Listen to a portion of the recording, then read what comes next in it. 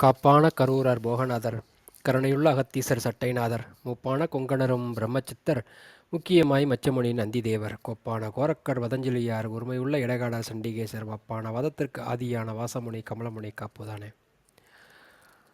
முக்தி கொண்ட மோட்சமது மௌனதீட்சை முனையறிந்து செல்லுதற்கு வாழை காப்பு வெத்தி கொண்ட நந்தீசர் பாதங்காப்பு வேதாந்த 3000 தந்த திருமூலர் பாதங்காப்பு அட்டமா சித்திக்கும் மகத்தியர் பாதங்காப்பு அன்பே உருவாக்கும் மகப்பேயர் பாதங்காப்பு பரமக இளைய குரு போகர் பாதங்காப்பு கொடுஞ்சீற்றமாரிட கொங்கணவர் பாதங்காப்பு சுழுமுனை சூட்சமகுரு சுந்தரானந்தர் பாதங்காப்பு கத்தில் கிரகம் என்ற இடைக்காடர் பாதங்காப்பு வரும் வாழ்நாள் சிறந்திர வான்மீகர் பாதங்காப்பு மாயத்தை நீக்கிட மச்சமுனிவர் பாதங்காப்பு முன் கர்மம் நீக்கி ஞானம் காட்டும் முனிகமலர் பாதங்காப்பு காரியம் உணர்ந்து வெல்ல கரூரர் பாதங்காப்பு பாவங்கள் நீங்கிட யோகந்தந்த பதஞ்சலியார் பாதங்காப்பு மனப்பாம்பை அடைக்கிட பாம்பாட்டியார் பாதங்காப்பு தன்னுடல் சிறக்க செடிதந்த தன்வந்திரியார் பாதங்காப்பு காலமறிந்து வாழ ஞானம் தரும் காசிபர் பாதங்காப்பு வெட்ட வெளியே உணர்த்திட்ட கடுவெளி சித்தர் பாதங்காப்பு கொள்குணம் போக்கும் கோரக்கர் பாதங்காப்பு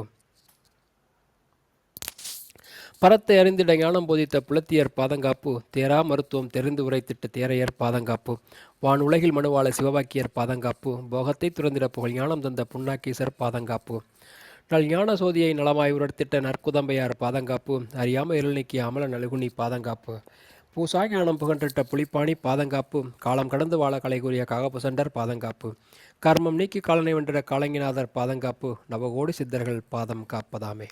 நன்றிங்க ஐயா. நன்றிங்க. அடுத்த காப்பு பாடல் பார்த்துடலாங்கய்யா. நீங்கள் படிக்கிற அந்த காப்பு பார்த்துருங்க. நல்லதுங்க. ஆதியடி நடுவாகி முடிவுமாகி அருளொளியாய் பரவெளியாய் எங்குமாகி நீதி எனும் பொருளாய் நிஷ்கலங்கமாகி நித்யானந்த சுகாதீதமாகி வீதி எனும் மேருமுடி மீதுமாகி வீரான கதிர்மதியும் இரண்டுமாகி சோதி எனும் அம்பலத்தில் நடனம் செய்யும் சுத்த பரம்பொருள் பாதம் காப்பதாமே.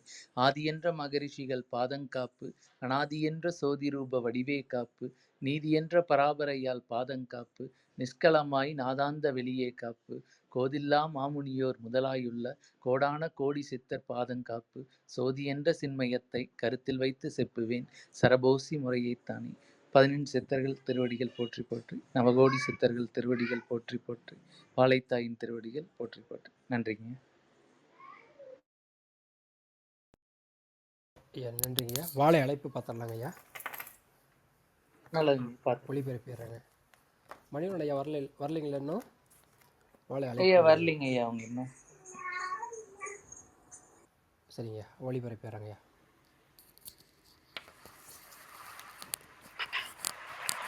வாழைத்தாய் அழைப்பு. தாமரையில் அமர்ந்தவளே ஓங்கார ஒய்யாரி திரிபுரையே திகம்பரியே சுயம்பு சங்கரியே வேத வடிவானவளே விஸ்வரூபிணியே உன் பூம்பாதம் எடுத்து நீயும் பிள்ளை போல் பூதித்து அம்மா ரட்டச்சட பின்னலிட்டு முத்து ரத்தினம் இட்டு உன் முத்து பல் சொலிக்க முத்தலகி வந்திடம்மா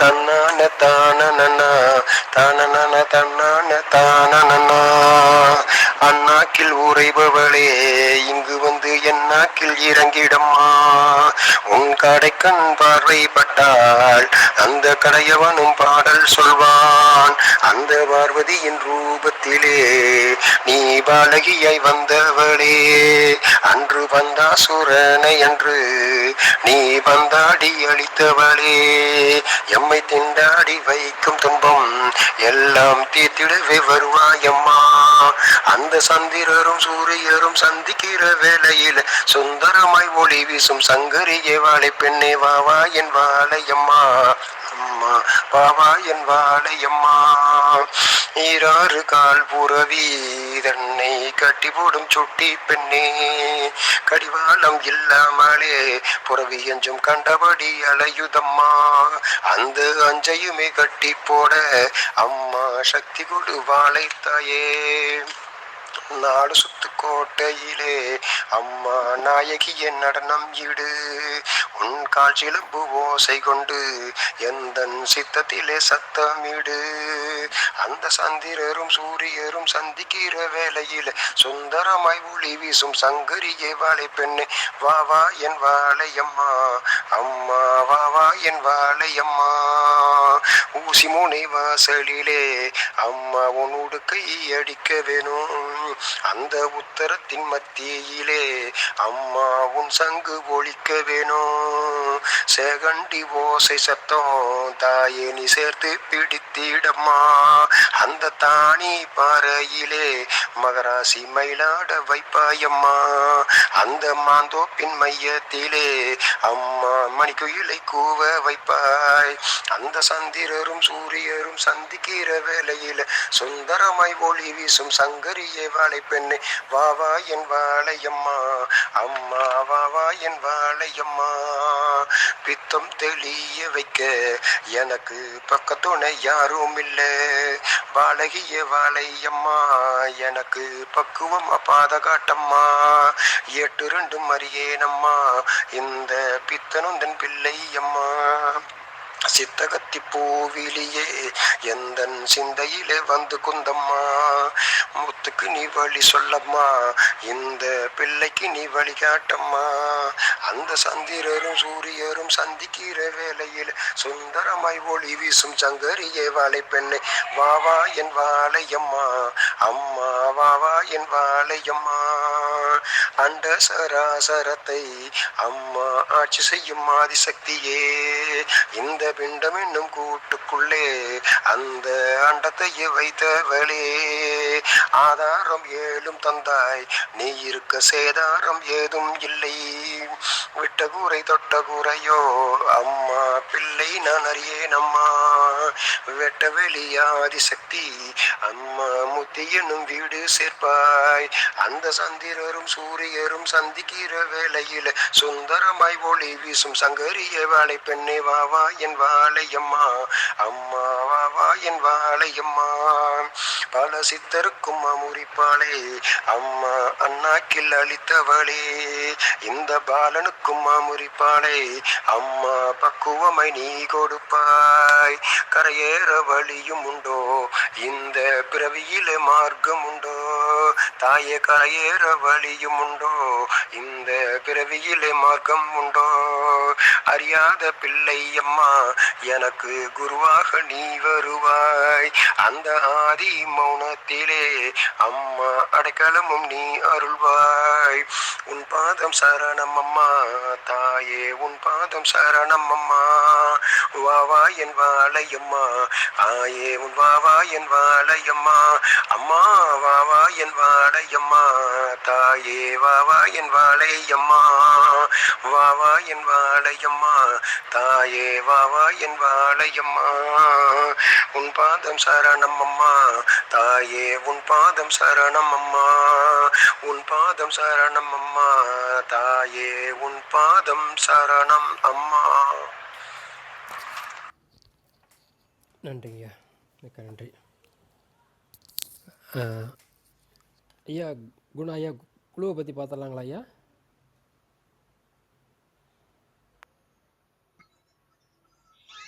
ஐயா கிருஷ்ணானந்தையா, ஐயா வணக்கம் ஐயா, குழுவை பற்றி பார்த்துடலாங்களா ஐயா? பார்த்துடலாங்கய்யா பார்த்துடலாங்கய்யா. வாழை அழைப்பு முடிஞ்சிருச்சுங்க. குழுவை பற்றி நீங்கள் பார்த்தா அடுத்த பாடல்கள் போயிடலாங்க. சரிங்கய்யா சரிங்க ஐயா. இந்த வாரம் 221வது பாடல்ல இருந்து 30வது பாடல் வரீங்களா ஐயா? குணையா? ஆமாங்கய்யா. ஆமாங்க ஐயா. சரிங்கய்யா சரிங்க. நன்றிங்கய்யா நன்றிங்கய்யா. 18 சித்தர்கள் திருவடிகள் போற்றி, நவகோடி சித்தர்கள் திருவடிகள் போற்றி, வாழைத்தாய் திருவடிகள் போற்றி போற்றி, பத்ரகிரியார் ஐயா திருவடிகள் போற்றி போற்றி. அனைவருக்கும் வணக்கம்.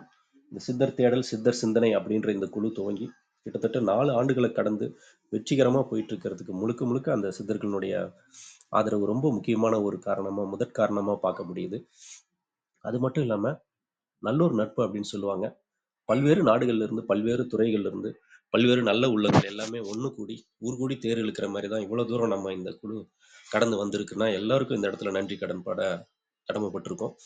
கிருஷ்ணானந்த ஐயா இந்த குழுவை ஆரம்பிக்கும் போது அவருக்கு இருந்த ஒரே நோக்கம், அடுத்த தலைமுறைக்கும் இளைய தலைமுறைக்கும் எப்படியாவது இந்த சித்தர்கள் கொடுத்துட்டு போன எண்ணற்ற பொக்கிஷமான வாழ்வியல் முறையா இருக்கட்டும், சித்த மருத்துவ குறிப்பா இருக்கட்டும், சித்தர் பாடல்களா இருக்கட்டும், இன்னும் எண்ணற்ற பல விஷயங்கள வந்து கொண்டு போய் சேர்க்கணும், அதை பேசும் பொருளாக்கணும் அப்படின்னு ஒரு எடுக்கப்பட்ட ஒரு சிறு முயற்சி. அதுவும் பல்வேறு தளங்கள் இருக்கு. அதுல இந்த ஒரு கிளப் ஹவுஸ்ன்ற தளத்துல வந்து ஆரம்பிக்கும்போது எண்ணற்ற நல்ல உள்ளங்கள், இப்ப அருண் ஐயாவா இருக்கட்டும், மணிவண்ணன் ஐயாவா இருக்கட்டும், ராஜேந்திரன் ஐயாவா இருக்கட்டும், இன்னும் பல்வேறு பிரபாகரன் ஐயாவா இருக்கட்டும், எல்லாருமே வந்து ஒண்ணு கூடிட்டாங்க. கிருஷ்ணானந்த ஐயாவுக்கு ரொம்ப பக்கபலமா இவ்வளோ ஆண்டு காலமா வந்து தொடர்ந்து நம்ம பயணிச்சுட்டு வந்துட்டு இருக்கோம். கேட்கும் தளத்துல இருந்தவங்களுக்கும் சரி, பேசும் தளத்துல இருந்தவங்களுக்கும் சரி, இந்த 4 ஆண்டு காலங்களா வந்து பேசிக்கிட்டு, நம்ம தளத்துல ஏதாவது நல்ல விஷயங்கள வந்து பகிர்ந்துக்கணும் அப்படின்னு ஒவ்வொரு வாரமும் வாய்ப்பு கிடைக்கும்போது எல்லாமே கலந்துகிட்டு இருக்கிற எல்லா நல்ல உள்ளங்களுக்கும் நன்றிகள சொல்லிக்கிறோம். நம்ம தளம் ஒவ்வொரு வாரமும் ஞாயிற்றுக்கிழமை மாலை 6 மணிக்கு கூடுறது வழக்கம். துவங்குற நேரம் தான் உறுதி செய்யப்பட்டிருக்கு. நிறைவு செய்யற நேரம் வந்து இந்த வருடத்திலிருந்து 9 மணிக்குள்ள நிறைவு செய்யலாம் அப்படின்றத நோக்கி நம்ம பயணிச்சுக்கிட்டு இருக்கோம். அது நல்லபடியா போயிட்டும் இருக்கு. நம்ம தளம் ஆரம்ப காலகட்டத்தில அனுபவ பகிர்வா இருந்தது. அதைத் தொடர்ந்து நம்ம சித்தர்கள் பாடல்கள் நம்ம பார்க்க ஆரம்பிச்சோம். அந்த வகையில நம்ம இதுவரைக்கும் கடுவெளி ஐயா சித்தர்னுடைய பாடல், காலங்கிநாதர் ஐயானுடைய பாடல், அழுகனி சித்தர் ஐயானுடைய பாடல், பாம்பாட்டி சித்தர் ஐயானுடைய பாடல், போகர் சமாதி தீட்சை, ஔவையாருடைய விநாயகர் அகவல், பின்பு அகத்தியர் ஐயானுடைய பாடல், அப்புறம் இடைக்காட்டு ஐயானுடைய பாடல், அதைத் தொடர்ந்து குதம்பை சித்தர் ஐயானுடைய பாடல், பின்பு கருவூரார் சித்தர் ஐயானுடைய பாடல், சமீப காலமா வந்து இப்போ வந்து நம்ம வந்து பட்டினத்தார் ஐயானுடைய பாடல் பார்த்த பின்பு, இப்ப பத்ரிகிரியார் ஐயானுடைய பாடல் நம்ம தொடர்ந்து பார்த்துட்டு வந்துட்டு இருக்கோம். பத்ரிகிரியார் ஐயானுடைய பாடல் கிட்டத்தட்ட நிறைவு நோக்கி நம்ம வந்துட்டோம். 221வது பாடலிருந்து 230வது பாடல் வரை நம்ம இந்த வாரம் சிந்திக்க இருக்கிறோம். இதுவரைக்கும் 1000 பாடல்களுக்கு மேல நம்ம சிந்திச்சிருக்கோம். நம்ம குழுவுல வாசி சார்ந்தே பொருள் பார்க்கப்பட்டாலும், எல்லா பார்வையிலும் வந்து தாராளமா ஏற்றுக்கொள்ளப்படும். பக்தி மார்க்கமா இருக்கட்டும், ஞான மார்க்கமா இருக்கட்டும், யாருக்கு எந்த ஒரு கேள்விகளோ, சந்தேகங்களோ, இல்ல அந்த பாடலை நோக்கி புது பார்வை இருந்தாலுமே தாராளமா ஹேண்ட் ரைஸ் பண்ணுங்க. மேல வந்து பேசுங்க. எந்த விஷயமா இருந்தாலுமே தாராளமா பகிர்ந்துக்கோங்க. நம்ம தளத்தினுடைய சிறப்பா எல்லோரும் பேசுறதுக்கு வாய்ப்பு கொடுத்து, அதன் பின்பு தளம் நிறைவு செய்யறது நம்ம தளத்தினுடைய ஒரு வழக்கம். நம்ம தளத்துல வந்து முதல்ல சித்தர் காப்பு மற்றும் வாழைத்தாய் அழைப்பெல்லாம் பார்த்த பின்பு, அந்த வாரத்துக்கு உண்டான பாடல்கள் பார்த்த பின்பு, அதுக்கப்புறம் வந்து நம்ம சித்தரியல் சிந்தனை, வாரம் மருத்துவ குறிப்பு ஏதாவது இருந்ததுன்னா அதை பார்த்துட்டு, பின்பு தாலாட்டு பாடி நிறைவு செய்யறது நம்ம தளத்தினுடைய ஒரு வழக்கமா இதுவரையும் நம்ம பின்பற்றிட்டு வந்துட்டு இருக்கிறோம். இதற்கிடையில யாருக்கு எந்த ஒரு கேள்விகளோ, சந்தேகங்களோ இருந்தாலுமே பேசுறதுக்கு வாய்ப்பு இருக்கிறவங்க தாராளமா ஹேண்ட் ரைஸ் பண்ணி மேல வந்து பேசுங்க. பாடல்களுக்கு அப்பாற்பட்டு மக்களுக்கும், மத்த விஷயங்களுக்கு யாருக்காவது நன்மை பயக்கிற மாரி இருந்தாலுமே நீங்க பகிர்ந்துக்கலாம். அப்படி பேசுறதுக்கு வாய்ப்பு இல்லாதவங்க, உங்களுடைய கேள்விகள சாட் பாக்ஸ்ல போட்டாலும் மாடரேட்டர் ஐயா வந்து பார்த்துட்டு, அதுக்குண்டான பதிலையும் இல்லைன்னா அந்த சந்தேகத்த தீர்க்க வந்து முயற்சி செய்வாங்க அப்படின்னு நம்ம உறுதியா சொல்றோம். முடிந்த வரைக்கும் கலந்துரையாடலா கொண்டு போணும் அப்படின்றது தான் நம்ம குழுவினுடைய நோக்கம். நம்ம தளம் இதுவரைக்கும் நம்ம ரீப்ளேஸ் எல்லாமே ஆன்ல இருக்கு. நம்ம சித்தர்கள் பாடல்கள நம்ம எப்படி சிந்திக்கிறோம், எந்தெந்த மாரி நம்ம பாடல்கள எடுத்து பார்க்குறோம் அப்படின்றது எல்லாமே நம்ம ரீப்ளேஸ் நீங்க ஆன்ல இருக்கிறதுனால கேட்டீங்கன்னா, உங்களுக்கு இன்னும் நம்ம தளத்த பத்தின இன்னும் புரிதல் அதிகமாகறதுக்கான வாய்ப்புகள் இருக்கு. நவம்பர் 2021ல இருந்து நம்ம தளத்தினுடைய பதிவுகள் எல்லாமே வந்து ரீப்ளேஸ் ஆன்ல வச்சுக்கிட்டு இருந்திருக்கோம். தொடர்ந்து நம்ம வந்து ஒவ்வொரு வாரமும் கூடி நம்ம பாடல்கள சிந்திச்சுட்டு வந்துட்டு இருக்கோம். அதுக்கு வந்து வாய்ப்பு கிடைக்கும்போது எல்லாமே கலந்துக்கிறவங்களுக்கும் சரி, இல்ல தொடர்ந்து நம்ம கூட பயணிக்கிறவங்களுக்கும் சரி, முடிஞ்ச வரைக்கும் நம்ம தளம் ஆரம்பிச்சதுலேருந்து பொறுமையா நிதானித்து அதை வந்து தளம் நிறைவு பெற வரையுமே பொறுமையா கேட்கும் தளத்திலிருந்து கேட்குறவங்களுக்கும் சரி, எல்லாருக்கும் மிகப்பெரிய நன்றிகளை சொல்ல கடமைப்பட்டிருக்கோம். ஏன்னா நம்ம மற்ற காசு, பணம், சொத்து எது விட்டுட்டு போனாலுமே வந்து நமக்கு அப்புறம் வர தலைமுறையினர் வந்து கண்டிப்பா எடுத்துப்பாங்க. ஆனா நம்ம அந்த அனுபவ பகிர்வும், அந்த ஒரு நல்ல விஷயங்கள் நம்மளுடைய வாழ்வியல் முறையா இருக்கட்டும், இல்ல மற்ற சித்தர்கள் குடுத்துட்டு போன விஷயங்கள நம்ம எப்படியும் பேசும் பொருளாக்கி, அந்த அனுபவத்த நம்ம கடத்தி கொண்டு போம்போது, இன்னும் நமக்கு அடுத்து வர சங்கதியினர் வாழ்க்கை வந்து ரொம்ப செழிப்பா இருக்கும். ஏன்னா சித்தர்கள் குடுத்துட்டு போன விஷயத்த தான் இன்னைக்கு வரையும் நம்ம அறிந்தோ, அறியாமலோ இன்னும் வரையும் நம்ம வந்து பின்பற்றிட்டு இருக்கோம். அதுக்கே மிகப்பெரிய நன்றிகள நம்ம சொல்ல கடமைப்பட்டிருக்கோம். அந்த எந்த ஒரு பிரதிபலனும் எதிர்பார்க்காம சித்தர்கள் நமக்கு குடுத்துட்டு போன விஷயங்கள், இன்னைக்களவும் பாடல்கள் ஒண்ணொண்ணும் வாசிக்கும்போதும், அவங்க எந்த இடத்துல இருந்து பேசியிருக்காங்க, எவ்வளோ ஒரு பெரிய ஒரு அரிதான விஷயத்த எந்த ஒரு எதிர்பார்ப்பும் இல்லாம மக்கள் மானுடம் பயன்பெறணும். மானுடம் மட்டும் இல்லாம எல்லா ஜீவராசிகளும், எல்லா உயிர்களும் இன்புற்று வாழணும் அப்படின்னு சொல்லுவாங்க. அந்த வகையில பத்ரிகிரியார் ஐயானுடைய பாடலும் ரொம்ப ஒரு சிறப்பான பாடல். இதுவரையும் பார்த்துட்டு வந்துட்டு இருக்கோம். பத்ரிகிரியார் ஐயானுடைய ஞான புலம்பல்ல அவர் வந்து அந்த ஒரு மேன்மையான நிலையை எட்டுனதுக்கு அப்புறம் மறுபடியும் அவரு நமக்காக இறங்கி வந்து அதை பத்தின இன்னும் தெளிவான விளக்கங்கள் நிறைய கொடுத்திருக்காரு ஐயா. அந்த பாடல்கள் எப்பயுமே வந்து ரொம்ப அருமையா இருக்கும். பட்டினத்தார் ஐயானுடைய பாடல் தொடர்ந்து நம்ம பத்ரிகரையர் ஐயானுடைய பாடல் பார்த்துட்டு வந்துட்டு இருக்கோம். இந்த வாரம் 221வது பாடல்லேருந்து 230வது பாடல் வரையும் சேட் பாக்ஸில் போடப்பட்டிருக்கு. கூட யாருக்காவது சேர்ந்து வாசிக்கணும்னாலோ, இல்ல பொருள் பார்க்கணும்னாலோ, இல்ல உங்களுக்கு ஏதாவது புது பார்வை தோணுச்சுனாலுமே, நீங்க தாராளமா ஹேண்ட் ரைஸ் பண்ணுங்க. அப்படி பேச வாய்ப்பில்லாதவங்க கேள்விகளையும் நீங்க போடுங்க. நம்ம தொடர்ந்து பாடல்கள் பார்க்க ஆரம்பிக்கலாங்க ஐயா. ஐயா அருண் ஐயா, பாடல் பார்க்க ஆரம்பிச்சலாங்களா ஐயா? கிருஷ்ணானந்த ஐயா, வணக்கம் ஐயா. ஐயா பார்க்கலாங்க ஐயா. வினய் வணக்கம் நன்றிங்க ஐயா. நன்றிங்க நன்றிங்க. வினய நீங்க மைக் அப்படியே ஆன்லயே வச்சிருங்க ஐயா. 3 பேர் தான் இருக்கும். அதனால நீங்க அப்படியே சரிங்கய்யா பொருள் சரிங்கய்யா பகிர்ந்துக்கலாம் ஐயா. சரிங்கய்யா சரிங்கய்யா. நல்லது. கிருஷ்ணானந்தையா பாடல் பார்த்துடலாமாங்க ஐயா? இந்த வாரத்துக்கான பாடல். ஐயா பார்த்துடலாங்க ஐயா. நீங்க வாசிக்க வாய்ப்பு இருக்காங்க ஐயா வாசிக்கிறேங்க ஐயா. சரி, நன்றி.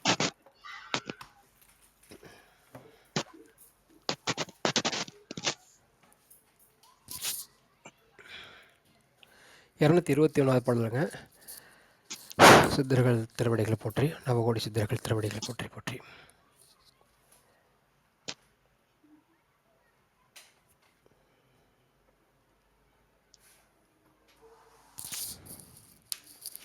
நாணவனாய் காண்பதெல்லாம் ஞானவிழியால் அறிந்து தானவனாய் நின்று சரணடைவதெக்காலம். நாணவனாய் காண்பதெல்லாம் ஞானவெளியால் அறிந்து தானவனாய் நின்று சரணடைவதெக்காலம். நன்றிங்கய்யா. நன்றிங்கய்யா. பத்திரகிரியா திருவடிகள் போற்றி போட்டுருங்க. இந்த வார பாடலுங்கய்யா 221வது பாடல் வாசிச்சதுக்கு நன்றிங்கய்யா. இந்த பாடல்ல ரொம்ப நேரடியான பாடல் பொருள் தாங்கய்யா இருக்கு. இதுல மறைப்பொருள் எதுவும் தெரியலீங்க. இதுல ஏன்னா நம்ம நிறைய திருமந்திரத்திலும் சரி எல்லா இதுலயுமே பார்த்துருக்கோம். அந்த தன்னை உணர்தல் பத்தி நிறைய இடத்துல பார்த்துருக்கோம். இதுல அந்த இரண்டும் ஒன்று அப்படிங்கிற அந்த துவைதம் அத்வைதம் சொல்லுவாங்க இல்லைங்களா? பிரித்து பார்க்கக்கூடிய மனநிலை, இறைவன் வேறு நம்ம வேறுன்னு முதல்ல பிரித்து பார்ப்போம். அடுத்து புரிதல் அதிகரிக்க அதிகரிக்க இறைவனுடைய ஒரு படைப்பினுடைய ஒரு அங்கம் தான் அப்படிங்கிறத நம்ம புரிஞ்சுக்குவோம். அதுதான் தான் அவனாய் பார்ப்பது அப்படின்னு சொல்றாங்க. இதுல முதல் அடியில பார்த்தீங்கன்னா, நான் அப்படிங்கிறது தன்னை குறித்து, நான் அவனாய் காண்பதெல்லாம், அதாவது அவனுடைய பார்வைன்னு சொல்றது இறைவனுடைய பார்வையில எல்லாமே சமம்னு நம்ம பார்த்துருக்கோம். எல்லாருக்குமே அது உணர்ந்ததான். அப்படி பார்க்கும்போது நான் அவனாய் காண்பதெல்லாம் ஞான விழியால் அறிந்து அப்படின்னு சொல்றாரு. அப்போ அந்த ஒரு தெளிவு பிறந்து ஞான விழி அப்படின்னு சொல்றாரு. அப்ப நம்ம இந்த புறக்கண்கள் மூலமா பார்க்கும் பொழுது நம்ம எல்லாம் வேறுபாடுகளைத்தான் நம்ம பார்த்துட்டு இருக்கோம்.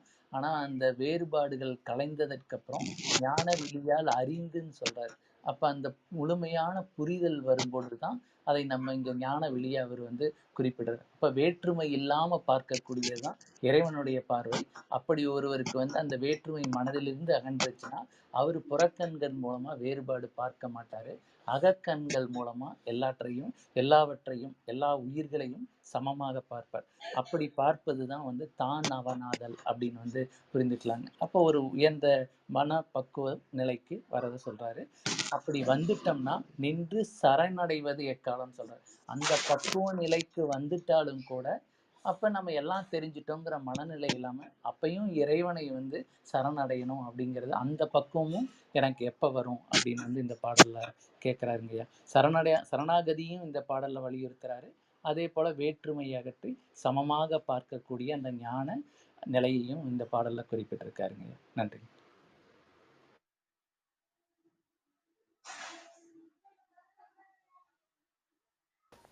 நன்றிங்க. அடுத்த பாடல் போலாங்க ஐயா. இல்லை வேறு ஏதாவது பார்க்கலாங்க. குணம் ஐயா அரங்கு ஐயா வந்திருக்காங்க. ஐயா வாய்ப்பு இருந்தால் மேலே வாங்க, எதுவும் பகிர்ந்துக்கலாம் ஐயா. நிச்சயமாங்க ஐயா. ஐயா வணக்கம் அரங்கு ஐயா. ஐயா எக்கு அடிக்குதானு சொல்லுங்க ஐயா. நான் வேணா மியூட் பண்ண சொல்லிடுறேங்க ஐயா பையனை. பரவாயில்லைங்க, பெருசாலாம் ஒன்றும் இல்லைங்க. அரங்கு ஐயா வர்றதுக்கான வாய்ப்பு இல்லைன்னு நினைக்கிறேன். பரவாயில்ல, காத்திருப்போம் ஐயா வர வரைக்கும். அடுத்த பாடல் 222வது பாடலுங்க. தானந்தமில்லாத தர்ப்பணத்தில் ஊடுருவி தர்ப்பணத்தின் உன் ஊடுருவி ஆனந்தங்கண்டே அமர்ந்திருப்பதெக்காலம். தானந்தமில்லாத தர்ப்பணத்தினூடுருவி ஆனந்தங்கண்டே அமர்ந்திருப்பதெக்காலம். நன்றிங்கய்யா. கொஞ்சம் தடுமாற்றமாக தான் இருக்குது அந்த பாடல். ஆனால் தெளிவாக தாங்க இருக்குது. சொல்லுங்கள், நீங்கள் தொடருங்க ஐயா. நல்லதுங்கய்யா. இந்த பாடலும் நேரடியான பாடலா தாங்கய்யா தோணுது. ஏன்னா, இதுல வந்து தான் அந்தம் இல்லாத அப்படின்னு வந்து சொல்றாரு. இப்ப முடிவில்லாத ஒரு தட்பரத்தை வந்து குறிப்பிடுறாரு. தான் அந்தமில்லாத தட்பரத்தின் ஊடுருவுதல் அப்படின்னு வந்து சொல்றாரு. இப்போ ஊடுருவுதல்னா, இப்ப நம்ம வந்து ஒரு இத ஊடுருவி பார்க்கறதுன்னு சொல்லுவோம். ரொம்ப ஆழமா பார்க்கறது. அல்லது ஊடுருவி செல்றதுன்னா, ஒரு இத கடந்து போறது. அப்ப அந்த தட்பரத்தின் ஊடுருவி செல்றதுன்னா, முழுமையான அந்த இறைவனை பற்றிய ஒரு புரிதலோடு அந்த பயணித்து அந்த ஒரு பக்குவ நிலையை அடைஞ்சத சென்ற பாடல்ல சொன்னார் இல்லைங்களா? அந்த ஊடுருவி செல்லும் போது தான் அந்த பக்குவ நிலையே வரும்னு தெரிஞ்சுக்கலாம்.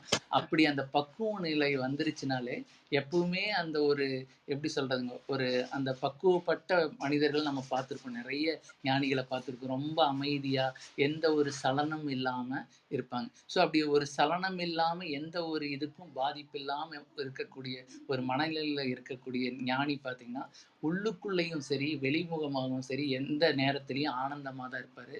ஆனந்தம் கண்டே அமர்ந்து இருப்பது எக்காலம்னு சொல்றாரு. இப்ப மனம் வந்து பார்த்தீங்கன்னா, இந்த உலகியல்ல இருக்கும்போது தான் மகிழ்ச்சிக்கு ஏதாவது ஒரு பொருள் கிடைச்சா மகிழ்ச்சி வரும். அந்த பொருள் போனா வந்து மகிழ்ச்சி வந்து போயிரும். ஆனா அப்படி இருக்கக்கூடிய ஞானிகளுக்கு அவங்க பொருளை எதிர்பார்க்கிறதே கிடையாது. ஏன்னா புரிந்துகிட்டாங்க எல்லாத்தையுமே. அப்படி இருக்கும்போது ஆனந்தமாவே அமர்ந்திருப்பாங்க. அது போன்ற ஆனந்த நிலையிலேயே நான் எப்ப கண்டு அமர்ந்திருப்பது அப்படின்னு சொல்றாரு. இங்க அமர்ந்திருப்பதுங்கிறது வந்து அவருடைய ஒரு நிலையை வந்து குறிப்பிடுறாரு.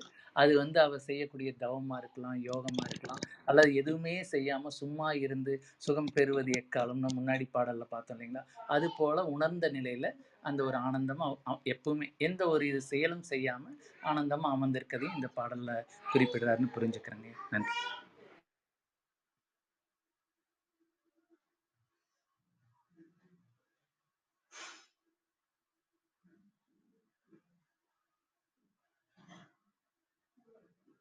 ஐயா நன்றிங்க ஐயா. குணா ஐயா ஏதாவது பகிர்ந்துக்கிறீங்களா ஐயா? மணிவண்ணன் ஐயா ஐயா வந்திருக்காங்க. இல்லைங்கய்யா, ரொம்ப சிறப்பான விளக்கம் கொடுத்திருந்தாரு ஐயா. அந்த ஆனந்தம் பேரானந்தம் அப்படின்றத சிந்திக்கும் போது ஐயா சொன்னது ரொம்ப பொருத்தி பார்க்க முடியுதுங்க ஐயா. ரொம்ப அருமையான விளக்கமா இருந்ததுங்க ஐயா. நன்றிங்க அருண் ஐயா. ஐயா அடுத்த ஐயா பாடல் பார்க்கலாங்க ஐயா. அரங்கையா மேல வர்றதுக்கு வாய்ப்பு இருக்கான்னு கேட்டுக்கலாங்க ஐயா. அவங்க வாய்ப்பு இல்லைன்னு நினைக்கிறேங்க ஐயா. நம்ம ஓ சரிங்க. மணிவண்ணன் ஐயா வந்திருக்காங்க, இன்வைட் பண்ணியிருக்கேன் ஐயாவுக்கு. ஐயா மணிவண்ணன் ஐயா வணக்கம் ஐயா. அடுத்தது 223வது பாடல் வாசிக்கிறாங்க. சரிங்க ஐயா. உற்ற வெளிதனிலே உற்று பார்த்தந்த உற்று பார்த்தந்தரத்தை மற்ற மரமாய்கை மாழ்வதினி எக்காலம். மற்ற மாய்கை மாழ்வதினி எக்காலம். நன்றிங்க ஐயா.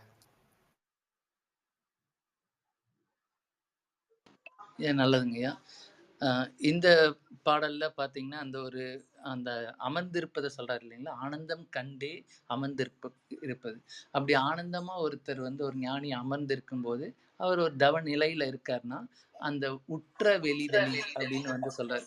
உருவது அப்படின்னா அடையறதுன்னு சொல்லலாம். அப்ப உற்றனா வந்து ஏற்கனவே இருக்கக்கூடியது அல்லது உணர்ந்த வெளி. அப்ப வந்து அவங்க வெட்ட வெளியாகட்டும் சரி, பரவெளியாகட்டும். இத வந்து ஒவ்வொருத்தரும் ஒவ்வொரு சொல்லாடல்ல சொல்றாங்க. வெட்ட வெளின்னு கடுவெளி சித்தரையா சொல்றாரு. இதே வந்து இன்னொன்னு பார்த்தீங்கன்னா, இன்னொரு ஞானி வந்து பரவெளி அப்படின்னு வந்து சொல்றாங்க. ஸோ எதுவா இருந்தாலும் எல்லை முடிவில்லாத வெளியத்தான் வந்து நம்ம ஸ்பேஸ தான் வெளின்னு சொல்றாங்க. அப்படி அந்த உற்ற வெளிதனிலே உற்று பார்த்து அந்தரத்தேன்னு சொல்றாரு. அப்ப வெளியை உற்று பார்த்து கொண்டுனா, அந்த இடத்துக்கு அந்த பரவெளியில மனதை வைத்துட்டு, அப்படியே எந்த சலனம் இல்லாம அங்க என்ன நிகழுதுன்னு அப்படியே வந்து உள்ள உள்வாங்கிக் கொள்றதுன்னு சொல்றாங்க இல்லைங்களா? அந்த உற்றுப்பாற்று அந்தரத்தேன்னு சொல்றாரு. அப்ப அந்தரம்ங்கும் போது அந்த மேல் தான். அப்ப இந்த அந்தரம்னு சொல்லக்கூடியது வந்து அந்த துவாதசாந்த வெளியாகவும் நம்ம எடுத்துக்கலாம். ஏன்னா வந்து இந்த துவாதசாந்த வெளி உச்சிக்கு கீழ வரும்போது பார்த்தீங்கன்னா, நம்மளுடைய சிரசு, நம்ம இந்த உடல் அளவுல நம்மளுடைய எண்ணங்கள் நின்றும்.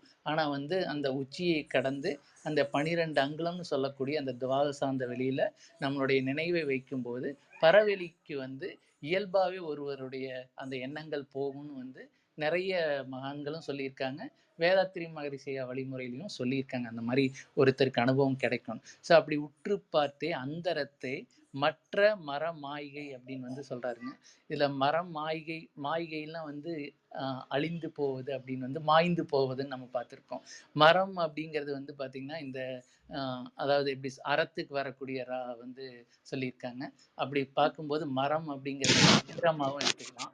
அதே போல இந்த மரம்னு சொல்லக்கூடியது ஒரு 8, 9 வகையான குணங்களாகவும் சொல்றாங்க. இப்ப மாய்கைனா அழிந்து போவதில் அல்லது இல்லாமல் போகும்போது, அப்ப தேவையற்ற குணங்களையும் நம்ம இங்க எடுத்துக்கலாம். அந்த குணங்கள் எல்லாம் மாய்கை, மாள்வதினி எக்காலம் அப்படின்னு வந்து சொல்றாரு. அப்படி மாய்ந்து அதன் மூலமாக ஒரு தெளிவு பிறந்து, எப்ப எனக்கு அந்த இதையெல்லாம் வந்து நான் இந்த இல்லாமல் செய்ய போறேன் அப்படின்னு சொல்ற மாதிரி தேவையற்ற குணங்கள் எல்லாம் என்னை விட்டு அகல்வதற்கு ஒரு வழியாகவும் இந்த பாடல்ல சொல்லியிருக்காருன்னு நினைக்கிறேன். வெட்ட வெளியில மனம் வைக்கிறது அல்லது பரவெளியில் நினைவை ஊன்றுவது வந்து அதற்கு வழி செய்யும். அந்த அனுபவம் எனக்கு எப்ப கிடைக்கும் அல்லது அதை எப்ப செய்ய போறேன் அப்படின்னு இந்த பாடல்ல சொல்லியிருக்கதா புரிஞ்சுக்கிறேங்க.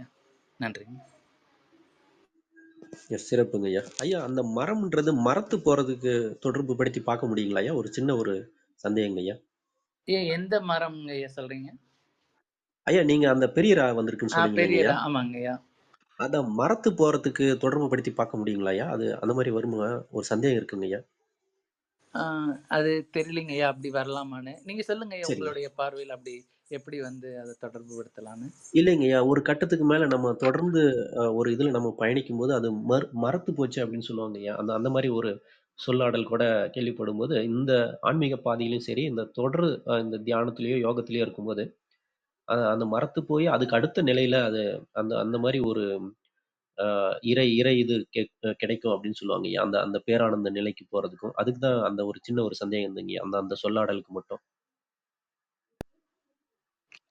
சொல்லலாங்க ஐயா. அந்த மரத்து போதல்ங்கிறதுங்க சலனம் இல்லாம எந்த பாதிப்புக்குள்ளாதுன்னு சொல்லலாம். ஆனா இவர் வந்து பாத்தீங்கன்னா, அந்த மரத்து போதெல்லாம் நம்ம ஒரே இதுல சொல்லிருவோம். ஏதோ ஒண்ணு உணர்ச்சியற்று இருப்பது அல்லது எதையும் பாதிக்காத மாதிரி. ஆனா இவர் மற்ற மரமாய்கைன்னு சொல்றாருங்க. அப்ப மற்ற மரமாய்கள்னா ஒன்ன சொல்லல, பல இத சொல்றாரு அப்படின்னு பார்க்கும்போது அந்த இதுல அப்படி சொன்னாங்க ஐயா. மற்றற்ற மகிழ்ச்சி அந்த மாரி சொல்ற அந்த மாரி ஒரு இதுக்கு தொடர்புபடுத்தி பார்க்க முடியுங்களாய்யா? மற்றற்ற மகிழ்ச்சி அப்படின்னு சொல்லுவாங்க இல்லைங்களா? மற்றற்ற மகிழ்ச்சினா ஒரு எல்லை இல்லாத மகிழ்ச்சி அப்படின்னு வந்து சொல்லலாங்கய்யா. ஆமாங்கய்யா. ஆமாங்க. மற்றற்ற மரமாய்கை அப்படிங்கும்போது வந்து ஒரு எல்லையில்லாத மரம்னு சொல்லக்கூடிய இந்த குணங்களா சொல்றாங்க. ஏன்னா பொதுவா நம்ம மரம்னு சொல்றது வீரம்னு சொல்லுவோம். அந்த ஒரு ம். இதுலயும் இருக்குங்க. மரத்தமிழர்னு கூட நீங்க சொல்றது ஆமாங்க. கேள்விப்பட்டிருக்கீங்க அப்படின்னு கூட சொல்லுவாங்க. ஆனா இங்க அவர் வந்து மரம் மாய்கைன்னு சொல்றாரு. மாய்கைனா அந்த அழிந்து போதல் அப்படிங்கிறது வருது. ஆனா ஓ! திரும்பவும் பாத்தீங்கன்னா மாள் அப்படின்னு சொல்லி அந்த பள்ளிக்கு வரக்கூடிய அந்த லா சொல்லி சொல்றாரு. மால்வதினி எக்காலம் அப்படின்னு வந்து சொல்றாருங்க. ம். சரிங்க. அப்ப வந்து இந்த அப்படி பார்க்கும்போது பிற குணங்கள் எல்லாம் நீங்கி மற்ற இது வந்து வெளிப்படுவது அல்லது அந்த ஒரு தெளிவு பிறப்பது எக்காலம் அப்படின்னு சொல்ற மாதிரிதான் புரியுதுங்க. நன்றி. சரிங்கய்யா. ரொம்ப நன்றிங்கய்யா. நன்றிங்கய்யா. ஐயா கிருஷ்ணானந்த் ஐயா, மணிவண்ணன் ஐயா, இல்ல அரங்கையா, இல்ல வேற யாருக்காவது ஏதாவது கருத்துக்கள் இருக்கான்னு கேட்டுக்கலாங்கய்யா. ஐயா, உங்களுடைய பார்வையும் சொன்னீங்கனாலும் பரவாயில்லைங்க. கிருஷ்ணானந்த் ஐயா. ஐயாவே தெளிவாக சொல்லியிருக்காங்க. இதுக்கு மேலே நம்ம சொல்லி எதையும் குழப்பிவிட வேணாம் அப்படிங்கிறதுக்காக தாங்க. நல்லா தெளிவாக சரிங்கய்யா. இருக்குங்க பாடல்கள். உற்ற வெளிதலே உற்று பார்த்த இந்த அந்தரத்தே மற்ற மாளிகை மல்லுதினிய காலம் ரொம்ப தெளிவாக அதை அருண்பிரகாஷ் ஐயாவும் தெளிவாக சொல்லிட்டாங்க. வேறு எதுவும் இருக்கிறதா தெரிலைங்க. மணிவன் ஐயா வெளியில் போயிருக்காங்க. அது நெட்ஒர்க்கு பூர் நெட்ஒர்க்னு மெசேஜ் போட்டிருக்காங்க. ஓ! சரிங்கய்யா. நம்ம சரிங்க. ஐயா வந்திருக்காங்க. ராஜேந்திரன் ஐயா இன்வைட் பண்ணுறேன். ஐயா ராஜேந்திரன் ஐயா, வணக்கம் ஐயா. வாய்ப்பு இருந்தால் பாடலை வாசிக்கிறீங்களா ஐயா? ஐயா வணக்கம். அனைவருக்கும் வணக்கம். என் பாடல் வணக்கம். வாசிக்கிறீங்க. 224வது பாடலுங்க ஐயா. ரொம்ப நன்றிங்க வாய்ப்புக்கு. நன்றிங்க. வாழ்க வளமுடன்.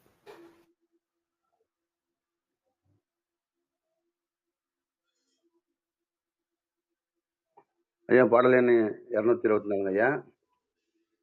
ஏடலர்ந்த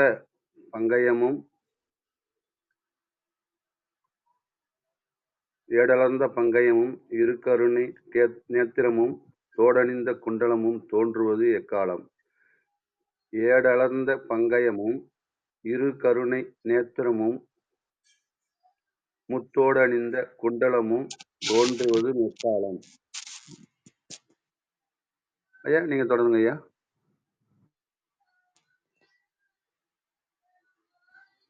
நன்றிங்க ராஜேந்திரன் ஐயா, இந்த பாடல் வாசிச்சதுக்கு. கேட்டுங்களா? 224வது பாடல் கேட்டுதுங்க ஐயா. கேட்டுதுங்கய்யா. சரிங்க. இதுல இந்த பாடல்ல வந்து பாத்தீங்கன்னா அந்த ஒரு ஒரு தோற்றத்தை வந்து நம்ம கண் முன்னாடி கொண்டு வர்றது மாதிரி நீங்க புரிஞ்சுக்கலாம். இதுல பாத்தீங்கன்னா அந்த ஏடலர்ந்த பங்கயம்னா தாமரை, ஏடலர்ந்ததுன்னா அந்த இதழ்கள் விரிந்த தாமரை அப்படின்னு வந்து சொல்றாரு. இரு கருணை நேத்திரம். அப்ப கருணைனா அந்த இரக்கம் நிறைந்த அந்த கருணை விழிகளை, நேத்திரம்னா விழி அப்படின்னு நமக்கு தெரியும். இரு கருணை நேத்திரம்னு சொல்றாரு. தோடணிந்த குண்டலம் அப்படின்னு வந்து இதுல வந்து தோடணிந்த குண்டலம்னா சிவபெருமானை தான் வந்து தோடுடைய செவியன் அப்படின்னு கூட சொல்லுவாங்க இல்லைங்களா? அப்ப தோடணிந்த குண்டலம் அப்படின்னு வந்து சொல்றாரு. இதெல்லாம் தோன்றுவது எக்காலம். அப்ப இறைவனுடைய தரிசனம் எனக்கு கிடைப்பது எப்ப அப்படின்னு வந்து சொல்றாரு. இது வந்து மேலோட்டமா சொல்லும்போது அவருடைய கருணை இருந்தாதான், அவருடைய அருள் இருந்தாதான் அவருடைய தரிசனம் கிடைக்கும். அவருடைய அருளுக்கும் கருணைக்கும் நான் எப்ப பாத்திரமாக போறேன்? அப்ப எப்ப பாத்திரமாக முடியும்? இப்ப முதல் 4 பாடல்ல சொன்னார் இல்லைங்களா? எல்லாத்தையும் தான் அவனாதல். அவருடைய என்னென்ன சிறந்த குணங்கள் எல்லாம் இருக்கோ, அதாவது என் குணத்தான்னு கூட இறைவனை வந்து குறிப்பிடுறாங்க. அப்ப அந்த சிறந்த குணங்கள் எல்லாம் நம்ம கிட்ட வந்து சென்ற பாடல்ல சொன்னது போல தேவையற்ற குணங்கள் எல்லாம் நீக்கி இறைவனுடைய சிறந்த 8 குணங்களும் நம்ம கிட்ட வந்து எந்த சலனமும் அற்று இருந்து கருணை விழிகள் கொண்டு இருந்தோம்னா அப்பதான் அவனுடைய தரிசனமும் நமக்கு கிடைக்கும், அவனை உணரவும் முடியும் அப்படிங்கிறத இந்த பாடல்ல சொல்றத புரிஞ்சுக்கிறேங்க. நன்றிங்க.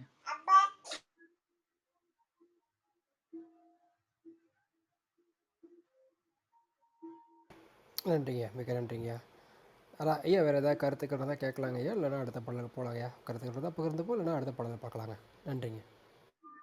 ஐயா மிக சிறப்பாக தான் ஐயா சொன்னாங்க. அடுத்த பாடல் போலாங்களா?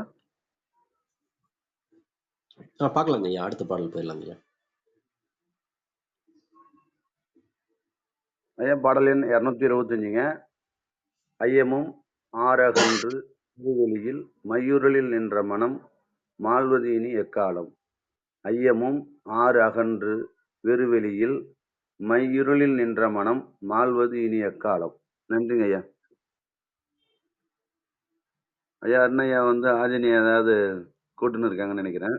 ஐயா இல்லைங்க, அவங்க பக்கத்துல இருக்காங்க ஐயா. நான் அப்படியே வாய்ப்பு இருக்கு தொடருங்க ஐயா, பகிர்ந்துக்கிறேங்க ஐயா. ஐயா இதுல வந்து அந்த அதாவது இந்த கால இது இருக்கு இல்லைங்களா, யாமம்னு சொல்றாரு. யாமம்னா வந்து அந்த பொழுதை வந்து குறிப்பிடுவாங்க. இப்ப 5 வகையான யாமங்கள் இருக்குங்க. அதாவது நம்ம பார்த்துருப்போம் நடுநிசி, அந்த மாதிரி ஒவ்வொரு பொழுதையும் குறிப்பிடுவாங்க. இரவு, அப்புறம் நடுநிசி, அந்த மாதிரி. அது போல 5 வகையான யாமங்களை வந்து நம்ம தமிழ்ல ஒரு வழக்கம் இருக்கு. ஆறு அகன்று வெறுவெளியில் அப்படின்னு வந்து சொல்றாரு. அந்த 5 யாமமும் 6 அகன்றுன்னு சொல்றாருங்க ஐயா. இந்த 6 யாமங்களை கடந்தும் 6 பொழுதும் இருக்குதுன்னு சொல்லுவாங்க. அப்ப வந்து பாத்தீங்கன்னா இரவு பகலற்ற நிலை அப்படின்னு கூட சொல்லுவாங்க. அப்ப அந்த ஒரு வெட்ட வெளியில மனம் வைத்திருக்கக்கூடிய இதை வந்து எப்படி சொல்லுவாங்கன்னா, இரவு பகலற்ற அதாவது பொழுதுகளை கடந்த நிலை அல்லது காலத்தை கடந்த நிலைன்னு எடுத்துக்கலாம். அப்படி ஒரு நிலையை இந்த பாடல்ல சொல்றாருன்னு புரிஞ்சுக்கிறேங்க. வெறு வெளியில் அப்படின்னு வந்து சொல்றாரு. அப்ப வெறு வெளியில்னா வெட்ட வெளியில், மையூரிலில் அப்படின்னு வந்து சொல்றாரு. இப்ப வெட்ட வெளி வந்து போயிட்டோம்னா, அதை கடந்து போயிட்டோம்னா எல்லாமே வந்து மை இருள் தான். அதாவது இறைவனை கூட வந்து பாத்தீங்கன்னா இந்த மை இருள் கூட ஒப்பிடுவாங்க. ஒளி கூட சொல்றது வந்து அருள் நிலையை சொல்றதுக்கு சொல்லுவாங்க. அதே போல வந்து இருளும் ஒளியும் இரண்டும் கலந்ததானுங்க ஒரு இது. அப்படி பார்க்கும்போது அந்த மை இருள் அப்படி மையத்துல இருக்குது, மை இருளா இருக்குது அப்படிங்கிற ஒரு நிலை கூட, எப்படி பெருமாளுக்கு கூட நம்ம கார்முகில் வண்ணம்னு சொல்லுவாங்க இல்லைங்களா, அது போல இது அந்த நிலையும் சொல்றாரு. மையுருளில் நின்ற மனம்னா அந்த வெட்ட வெளியும் கடந்து போகும்போது எந்த ஒரு இருள் ஒளி வேறுபாடு இல்லாம இருக்கக்கூடிய நிலை, அதுக்காக சொல்றாரு. மையுருளில் நின்ற மனம் மால்வதினி எக்காலம். அப்படின்னா இது வரைக்கும் பார்த்தீங்கன்னா உடல், அப்புறம் துவாதசாந்த வெளி, அதாவது சிரசு, உச்சி, துவாதசாந்த வெளி, அதுக்கப்புறம் வெட்ட வெளி, அதையும் கடந்து மையிருள். அப்படியே வந்து மனம் என்ன ஆகுதுன்னா ஒரு டிராவல் பண்ணிட்டே போகுதுன்னு எடுத்துக்கலாங்க. அதுக்கு அடுத்த நிலையில பார்த்தீங்கன்னா மனமற்ற நிலை. மனமற்ற நிலைன்னா மனம் இல்லாம போறதில்லை, உணர்வுகளை கடந்த நிலை. இப்ப வெட்ட வெளியை போற வரைக்குமே நம்ம வெட்ட வெளிக்கு போறோம், மனசு போயிட்டு இருக்கு அப்படிங்கிற ஒரு உணர்வு இருக்கு இல்லைங்களா, அதையும் கடந்து போயிட்டோம்னா எந்த ஒரு உணர்வுமே இல்லாம இருக்கும். அது சில வேளைக்கு வந்து வந்து நம்ம அந்த தியானத்துல உங்களுக்கு கிடைக்கலாம். மகான்களுக்கு வந்து பாத்தீங்கன்னா அதை தொடர்ந்து தொடர்ந்து அதே நிலையிலேயே மனதை அவங்க பயிற்சி பண்றதுனால ரொம்ப எளிமையாக அவங்களுக்கு வந்து டக்குன்னு கண்ணை மூடி அமர்ந்தாலே வெட்ட வெளிக்கு அவங்களுடைய நினைவு போகக்கூடிய அளவுல இருப்பாங்கங்க. ஸோ அதை வந்து இந்த பாடலில் வந்து சொல்லியிருக்கார். அந்த யாமங்களையும் சொல்லி வெறுவெளியிலும் சொல்லி அதையும் கடந்து மையிருளிலும் மனம் கடந்து மனம் அற்ற நிலை உணர்வுகளை கடந்த நிலைக்கு போகக்கூடிய ஒரு பெரிய பாக்கியம் எனக்கு எப்போ கிடைக்கும் அப்படின்னு வந்து இந்த பாடலில் சொல்லியிருக்காருங்க. நன்றி.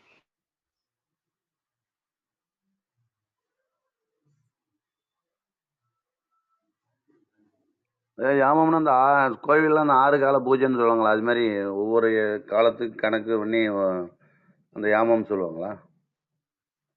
ஆமாங்க ஐயா. அரங்கோய்யாவும் வந்திருக்காங்க ஐயா, அவங்களும் ஏதாவது பகிர்ந்துக்கிறாங்களான்னு கேட்போம். நன்றி. சரிதாங்க ஐயா ராஜேந்திரன் ஐயா, 6 கால பூஜைன்னு சொல்றாங்களே. நன்றி.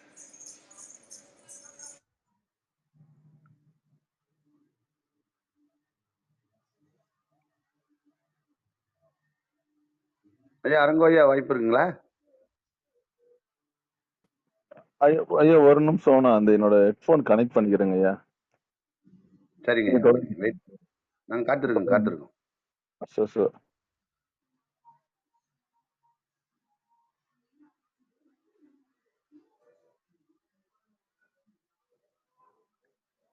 சிவா கேக்குதாங்க ஐயா? ஐயா இப்ப எத்தனாவது பாடலுங்க பார்த்துட்டு இருக்கோம்? ஐயா 225 பாடல் ஐயா. ஆமாங்க. சிவா சிவா ஏட பங்கைய முடிச்சுட்டு இப்போ ஐயாறு அந்த பாடல் ஐயாரும் ஆமாங்க. ஐயாரும் ஆறு மகன்று வெறுவெளியில் மையிருளில் நின்ற மனம் மாழ்வது இனி எக்காலம்னு பாட்டுங்கய்யா.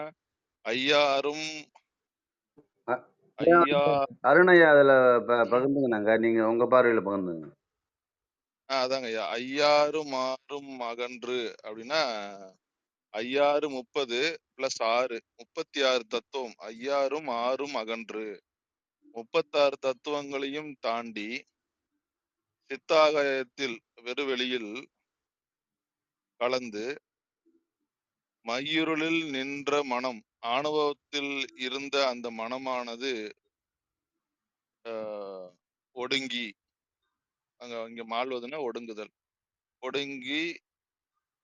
ஒடுங்குவது எக்காலம் அப்படிங்கிறது பாட்டுடைய பொருளுங்கய்யா. ஐயாரும் ஆறும் அகன்றுன்னு இருக்கணுங்கய்யா, அது ஐயாமும்னு இருக்கு. ஐயாரும் ஆறும் அகன்று வெறுவெளியில் மையிருளில் நின்ற மனம் மாழ்வதினி எக்காலம்ங்கிறது சரியான பாடம். வாய்ப்புக்கு நன்றிங்க. திருச்சிட்டம்பலம். ஐயா அருணையா என்ன சொல்றேன், அவங்க பார்வையில் எப்படி பார்த்தாங்கன்னாக்கா, 6 காலன்றது பகல்புற 6 காலத்துல வந்து அந்த இறைவனுக்கு பூஜை செய்யும் போது கோயிலெலாம் 6 காலம் சொல்றாங்க. ஐயா யாகமும் சொல்றாங்க பாருங்க. பாட பேதம் இருக்குங்கய்யா. இது ஐயா சொல்ற கருத்து அந்த ஐயாமும்னு வச்சுக்கிட்டா அது கரெக்ட். நான் பாடபேதம் வந்து என்னுடைய படி இது ஐயாரும் ஆறும் அகன்று அப்படிங்கிறது 36 தத்துவங்கள். அதான் ஐயாருங்கிறது 60 பிளஸ் 6 36 தத்துவங்களையும் தாண்டி சித்தாகத்தில் மையிருளில் நின்றது என்பது ஆணவ மலத்தை குறிக்கிறது. மாழ்வது என்பது மனம் மாழ்வது என்றால் மனம் ஒடுங்குவதுன்ற அர்த்தம். அதுதாங்கய்யா.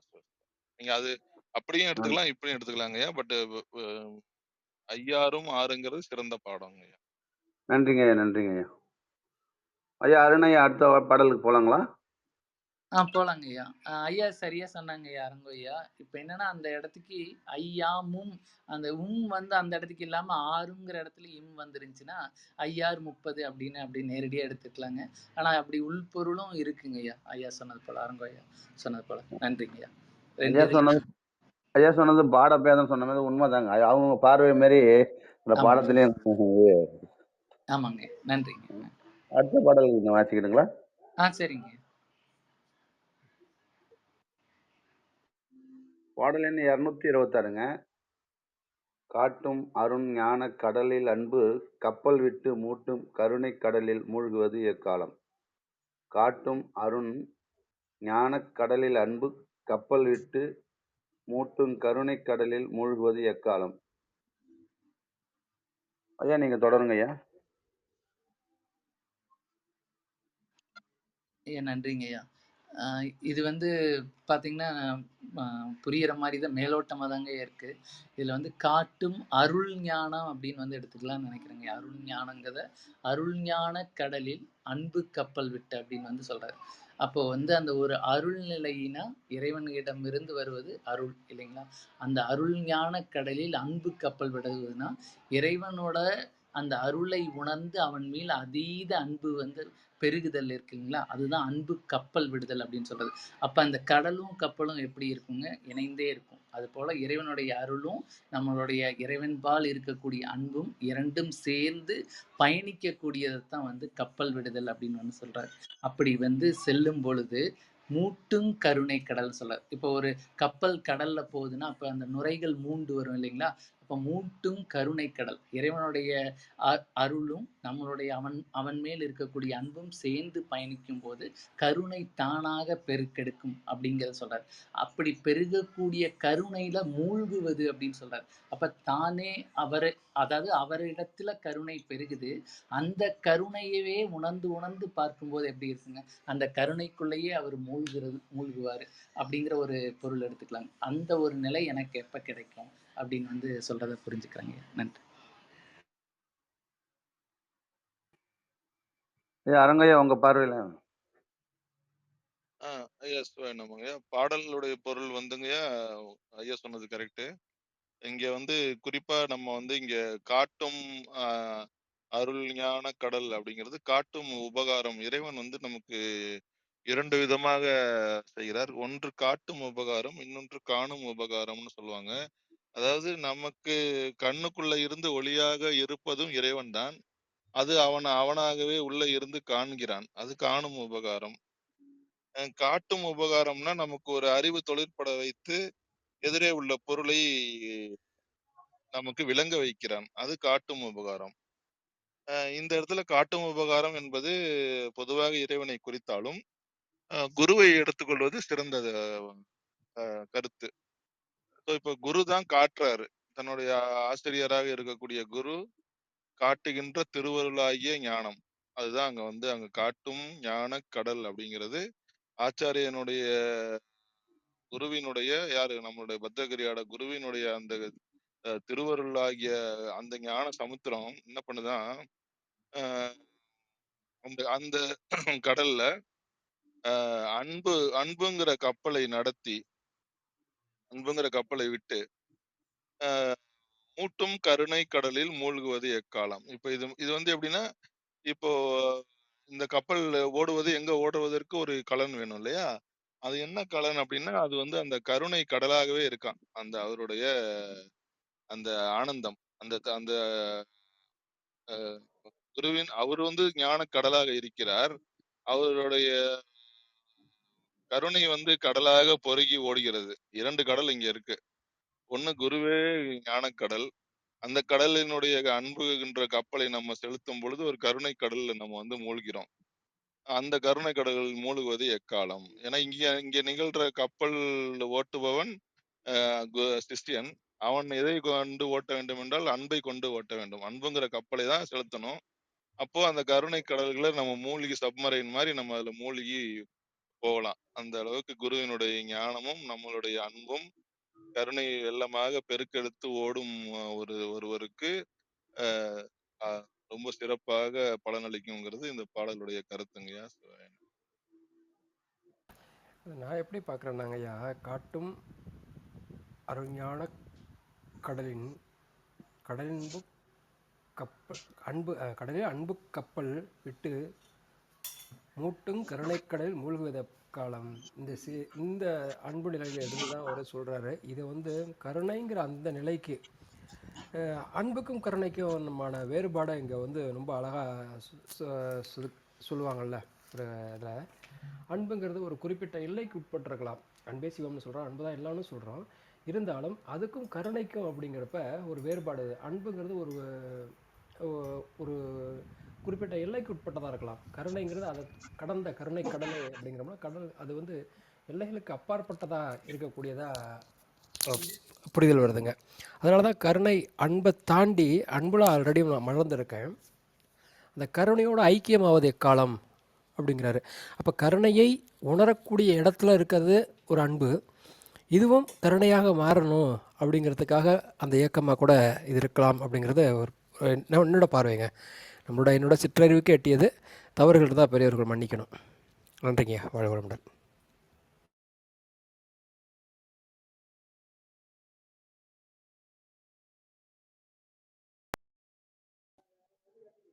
ஐயா, அதெல்லாம் வந்து 3 பேரும் சிறப்பா சொன்னீங்க ஐயா. மிகச்சிறப்பு தான். வேற யாராவது ஏதாவது குணா ஐயா ஏதாவது சொல்றாங்களா? வாய்ப்பு இருக்குங்களா? இல்ல அடுத்த பாடலுக்கு போலாங்களா?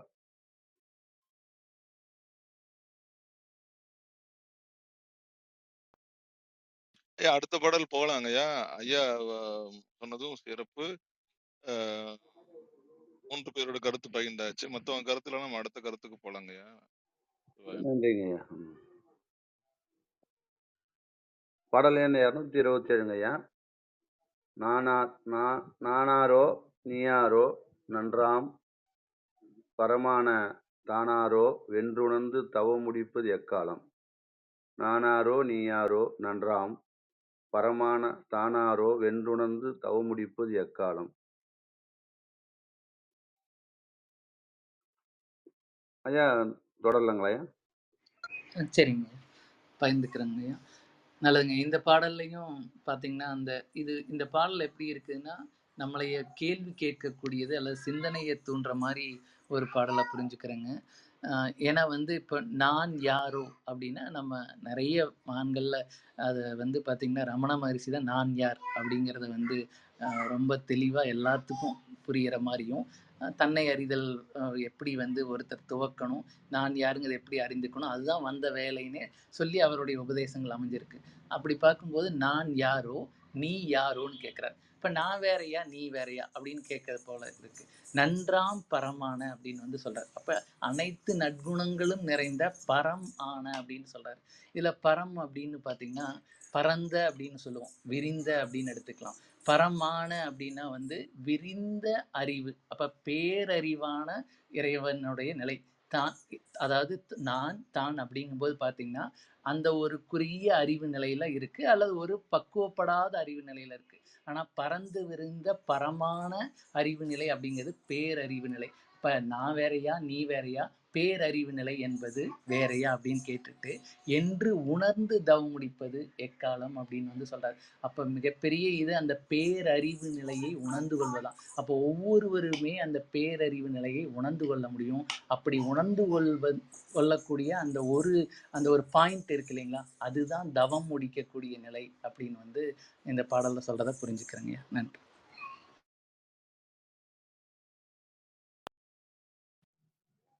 சிறப்புங்க ஐயா, சிறப்பு. ஐயா அரங்கய்யா உங்க பார்வையில? ஐயா வேணுமுங்க ஐயா. அதாங்கய்யா, இது தன்மை, முன்னிலை, படர்க்கை இது 3யும் உணர்ந்தால் தவம் முடிந்துவிடும் அப்படிங்கிறாங்க சுவாமி. அதுதான் நான் என்பது யாருன்னு மகரிஷி கேட்க சொன்னாங்க. நீ என்பது என்ன? முன்னிலையில் இருக்கும் நீ யாரோ? கடவுள் என்பது யாரென்று தேடி பாருன்னு பெரியவங்க சொன்னாங்க. நன்றாம் பரமான தானாரோ? எல்லா இடமும் பரவி இருக்கின்ற அந்த படர்க்கையாக இருக்கின்ற அது என்ன? அதனுடைய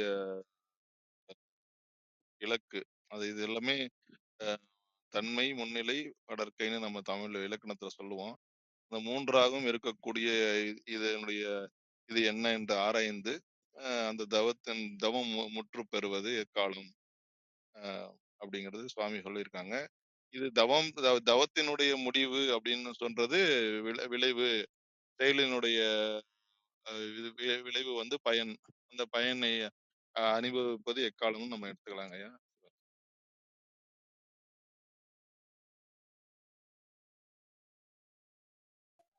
நன்றிங்க ஐயா. ஐயா அடுத்த பாடல் போலாங்களா ஐயா அருணையா? ஐயா போலாங்க ஐயா. கிருஷ்ணானந்த ஏதோ சொல்றாங்களாங்க ஐயா, இல்லைன்னா அடுத்த பாடல் போலாங்க. ஐயா அடுத்த பாடல் போகலாங்க ஐயா. நன்றிங்க ஐயா. பாடல் எண் 228ங்க ஐயா. எவரவர்கள் எப்படி கண்டெந்தபடி நினைத்தார் அவரவர்கள் அப்படி நின்றென்பது எக்காலம். எவரெவர் கிளப்பது எப்படி எப்படி கண்டெந்தபடி நினைத்தார் அவரவர்களப்படி நின்றப்பதெக்காலம். கொஞ்சம் திணறுச்சிங்கய்யா அந்த பாடல்கள். கொஞ்சம் பிரிச்சு படிச்சு பார்த்து கொஞ்சம் பொருள் சொல்லணும். சரிங்க. நன்றிங்க ஐயா, நன்றிங்க. அது கொஞ்சம் பிரிச்சு படிக்கிறதுக்கு இதா இருக்குங்க ஐயா. எவரவர்களுக்கு எப்படி கண்டு எந்த படி நினைத்தார். அதாவது கண்டு எந்த படினா எந்தெந்த படி நினைத்தார் அவரவர்க்கு அப்படி நின்றான் என்பது எக்காலம் அப்படின்னு வந்து இந்த பாடல் இருக்குங்க. எவரவர்களுக்கு எப்படி கண்டார் அப்படின்னா ஒவ்வொருத்தரும் ஒவ்வொரு மாதிரி. ஒருத்தர் வந்து உருவமா பார்ப்பாங்க, ஒருத்தங்க வந்து அருவமா உணர்ந்து கொள்வாங்க, ஒருத்தங்க உருவமாகவும் புரிந்து கொள்ளக்கூடிய ஒரு பக்குவ நிலைக்கு போயிருப்பாங்க. ஆனா எப்படியெல்லாம் அவங்கவுங்க பார்க்குறாங்களோ அப்படியெல்லாம் அந்த அரங்க ஐயா கூட சொன்னார் இல்லைங்களா, படக்க நிலை, முன்னிலை நிலை.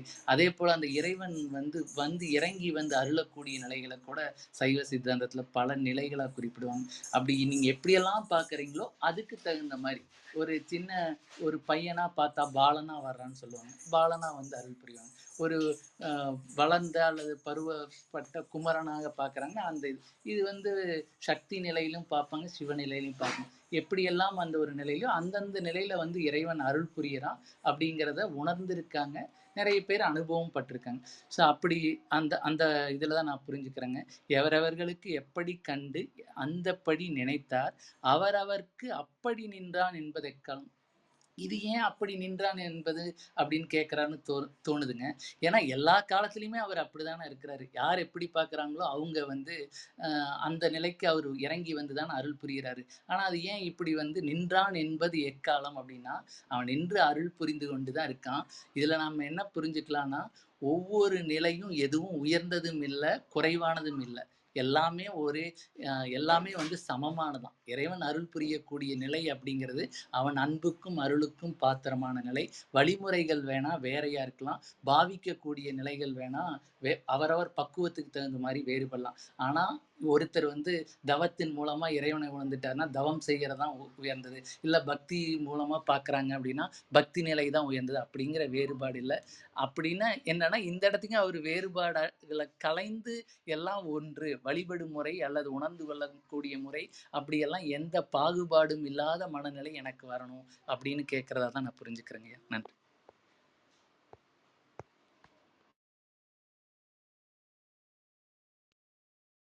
ஐயா சிவாயனமங்கய்யா. ஐயா சொன்ன மாதிரி யாதொரு தெய்வம் கண்டீர் அங்கேயே மாதொரு பாதனாரே வருவார்னு சித்தியார்ல சொல்லுவாங்க. நீங்க எந்த இறைவனை நீங்க என்னவாக அழைக்கிறீங்களோ அவராகவே அவர் உங்களிடம் வருவார் அப்படிங்கிறது ஆன்றோர் வாக்கு. அது எந்த மாதிரி நீங்க அழைப்பீங்க, அழைத்தாலும் வந்துருவாரு உண்மைதான்.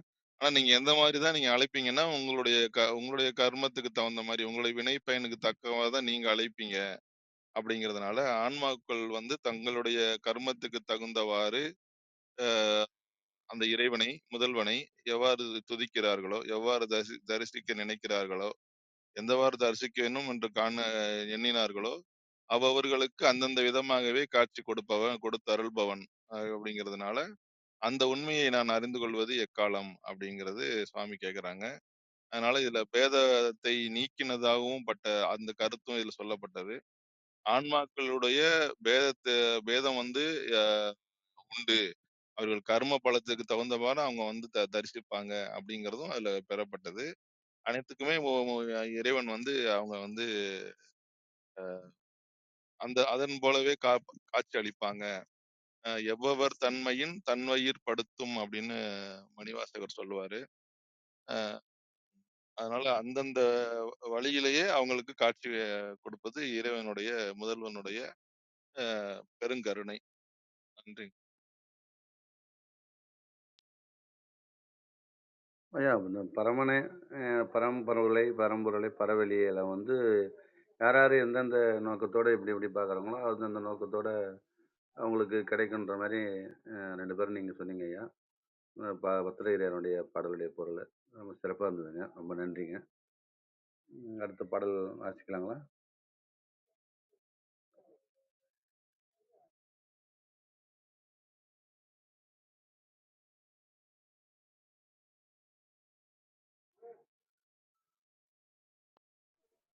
இதை வாசிக்கலாங்க அடுத்து. ஐயா பாடல் எண் 229ங்க ஐயா. உற்று பார்க்க ஒளி தரும் ஆனந்தத்தை நெற்றிக்கு நேர்கண்டு நிலைப்பது இனி எக்காலம். உற்று பார்க்க ஒளி தரும் ஆனந்தத்தை நெற்றிக்கு நேர்கண்டு நிலைப்பது இனி எக்காலம். நேரடியான பொருளா தெரியுதுங்க ஐயா. இது சூட்சுமமான பொருள் வந்து உங்க பார்வையில நீங்க பாருங்க. நன்றிங்க. ஐயா நன்றிங்க ஐயா. ஐயா இப்போ நம்ம பார்த்தீங்கன்னா இந்த உற்று உற்று பார்க்குன்னு சொல்லுவோம். அதாவது வந்து ஒண்ணு தெரியலன்னு வைங்களேன், அத ரொம்ப உத்து பார்ப்போம். சின்னதா ஒரு செவுத்துல ஒரு வெள்ள புள்ளி இருக்குன்னு வைங்களேன், ரொம்ப உத்து அப்படின்னா, நீங்க அந்த கவனத்த அந்த இடத்துக்கு குவித்து, ரொம்ப நுணுங்கி போய் பார்க்கும்போது தான், அது வந்து நமக்கு இருக்கிறது தெரியும்னு புரிஞ்சுக்கலாம். அப்படி வந்து உற்று உற்று பார்க்கிறதுனா வந்து, ரொம்ப நுணுங்கி போய் நம்ம சிந்தித்து பார்க்கிறத எடுத்துக்கலாங்க. உற்று உற்று பார்க்கன்னா, கண்ணுல பார்க்கறது அப்படிங்கிறத விட, ரொம்ப நுணுங்கி போய் அதாவது இப்ப நம்ம அந்த தன்னிலை, படர்க்கை நிலை, தானவனாதல் அந்த நிலைகள் எல்லாம் சொன்னார் இல்லைங்களா? அதெல்லாம் ஒண்ணொண்ணா நீங்க வந்து படிப்படியா வந்து நுணுங்கி நுணுங்கி நம்ம அத சிந்திச்சு சிந்திச்சு பார்க்கும்போது, இறைவன் யாருங்கிறத நம்ம உணர்ந்துக்குவோம். அப்படி உணரும்போது எப்படி இருக்கும்? நமக்குள்ள ஒரு உணர்ந்து கொண்டோங்கிற அந்த ஒரு தெளிவு கிடைக்கும் இல்லைங்களா? அப்ப வந்து ஆனந்தம் நமக்குள்ள பிறக்கும்னு சொல்றாரு. அதத்தான் உற்று உற்று பார்க்க ஒளி தரும் ஆனந்தம் அதைன்னு சொல்றாரு. அப்ப இறைவனை நெற்றிக்கு நேர்கண்டு அப்படின்னு வந்து சொல்றாரு. நெற்றிக்கு நேரே அப்படின்னு வந்து பார்த்தீங்கன்னா, நெற்றி அப்படின்னா அந்த ஆகினை நிலைய குறிப்பிடுறாரு. அங்க வந்து கவனத்தை வைத்து தவம் செய்யறதாவும் எடுத்துக்கலாம். அல்லது நெற்றிக்கு நேரே அப்படிங்கும்போது, அந்த அறிவு நிலையில் நின்று இந்த தெளிவை பெற்று, அந்த தெளிவே நிலைத்து இருக்கணும். மாறி மாறி இது இல்ல, அது இல்ல அப்படின்னு ஒரு ஒரு குழப்பமோ, ஒரு தெளிவற்ற நிலைக்கோ போகாம, நிலை பெற்ற ஒரு தெளிவு அறிவு நிலையில் இருந்து இறைவனை உணர்ந்து கொள்வது, படிப்படியாக உணர்ந்து கொள்வதற்கு நுணுங்கி தொடர்ந்து சிந்திச்சு, அப்படி உணர்ந்து கொள்ளும்போது, எனக்குள்ள ஆனந்தம் பிறக்கும். அந்த ஆனந்தத்தை நான் எப்ப பெறப்போறேன், உணரப்போறேன் அப்படின்னு வந்து கேட்கத புரிஞ்சுக்கிறேங்க. நன்றி.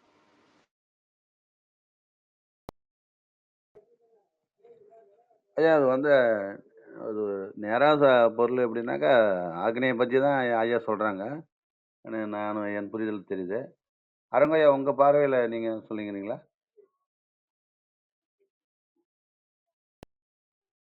ஐயா சிவாயினம்ங்கய்யா. பாடல் தெளிவான இதுதாங்கய்யா.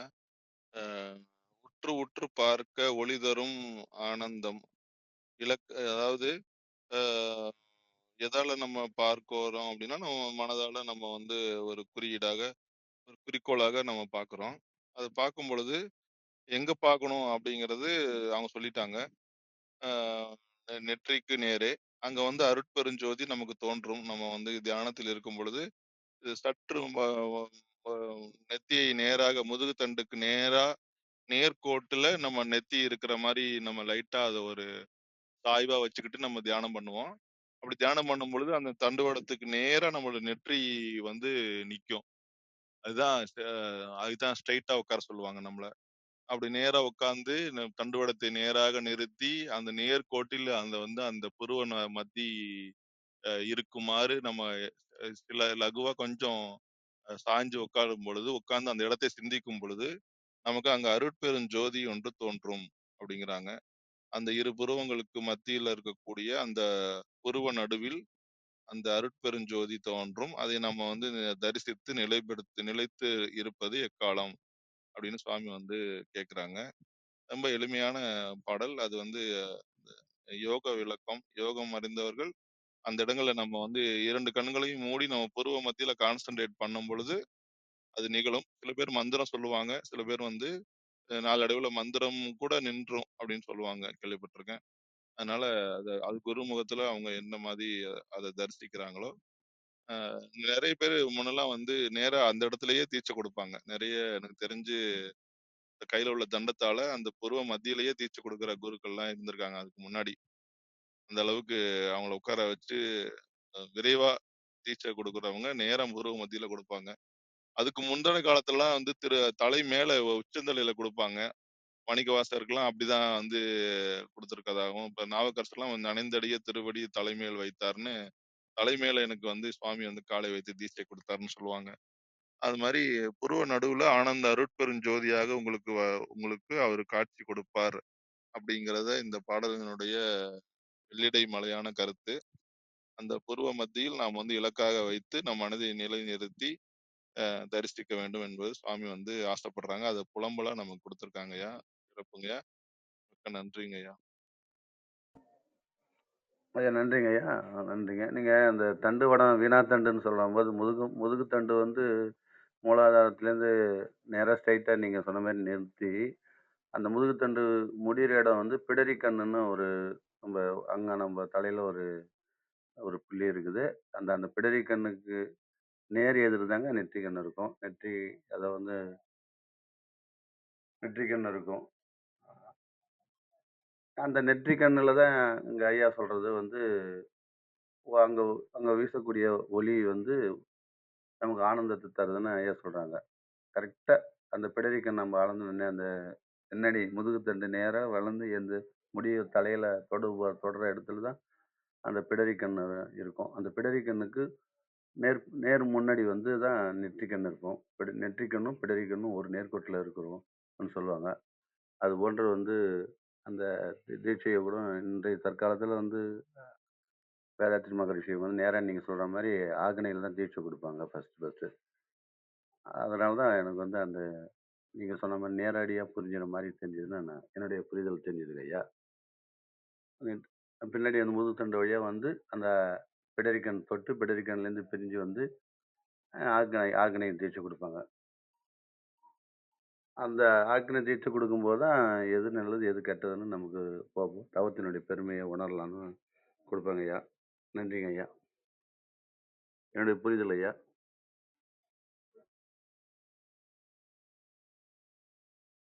சிறப்புங்க ஐயா.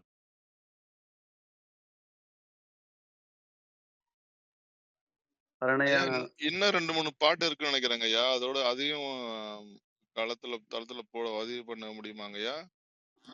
பதிவு பண்ணிடலாங்க. அதான் நான் கேட்கலாம்னு நினைச்சேன். 2 பாட்டோ 3 பாட்டோ தான் இருக்குன்னு நினைக்கிறேன். அதையும் போட்டா ஆமாங்க ஐயா. மெய்யான புலம்பல் முடிஞ்சிரும்னு நினைக்கிறேங்க ஐயா. ஆமாங்க ஐயா 40 பாடல் இல்லைங்களா? 3 தாங்க ஐயா. 33 தானுங்களா? 33 தாங்க ஐயா. அப்போ அடுத்த 3 பாடல் பார்த்தலாங்க ஐயா. நம்ம பார்த்துட்டோம்னா ஒரு ஆமாங்க அடுத்த வாரம் அப்ப முற்றோதல் மாதிரி முற்றோதல் மாதிரி வச்சுக்கலாங்க.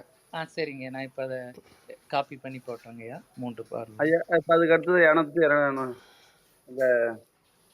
233 தாங்க இருக்கு. 230 நம்ம 230 நான் வாசிக்கிறேங்க ஐயா. நீங்கள் காப்பி பண்ணி 231லேருந்து போட்டுருங்க ஐயா. அடுத்த பாடல் வந்து அருண் பிரகாஷ் ஐயா, உங்களுக்கு ஏதாவது ஐடியா இருக்கா? குணா ஐயா சொன்னாங்க சட்டை நாதரோட இது பார்க்கலான்னு. முன்ஞானம் பின்ஞானம்னு அதில் 2 இருக்குங்க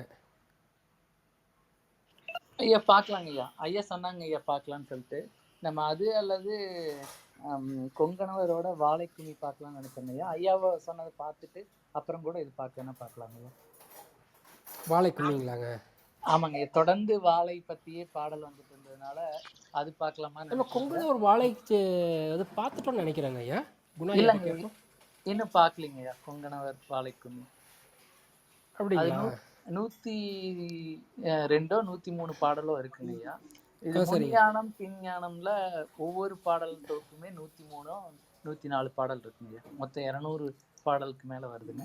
கொங்கண சித்தரோடது 100 சொச்சம் பாடல் தாங்க ஐயா. சரிங்க. குணா ஐயா ஏதோ சொல்ல வர்றாங்க, என்னன்னு கேட்பேன். ஐயா முற்றுதல்ல நிறைவு செஞ்சதுக்கு அப்புறம் நம்ம ஐயா சொன்ன மாதிரி வாழை கும்மி கூட பார்த்துடலாங்க ஐயா. அதுவும் ரொம்ப சிறப்பான இதுதாங்க ஐயா.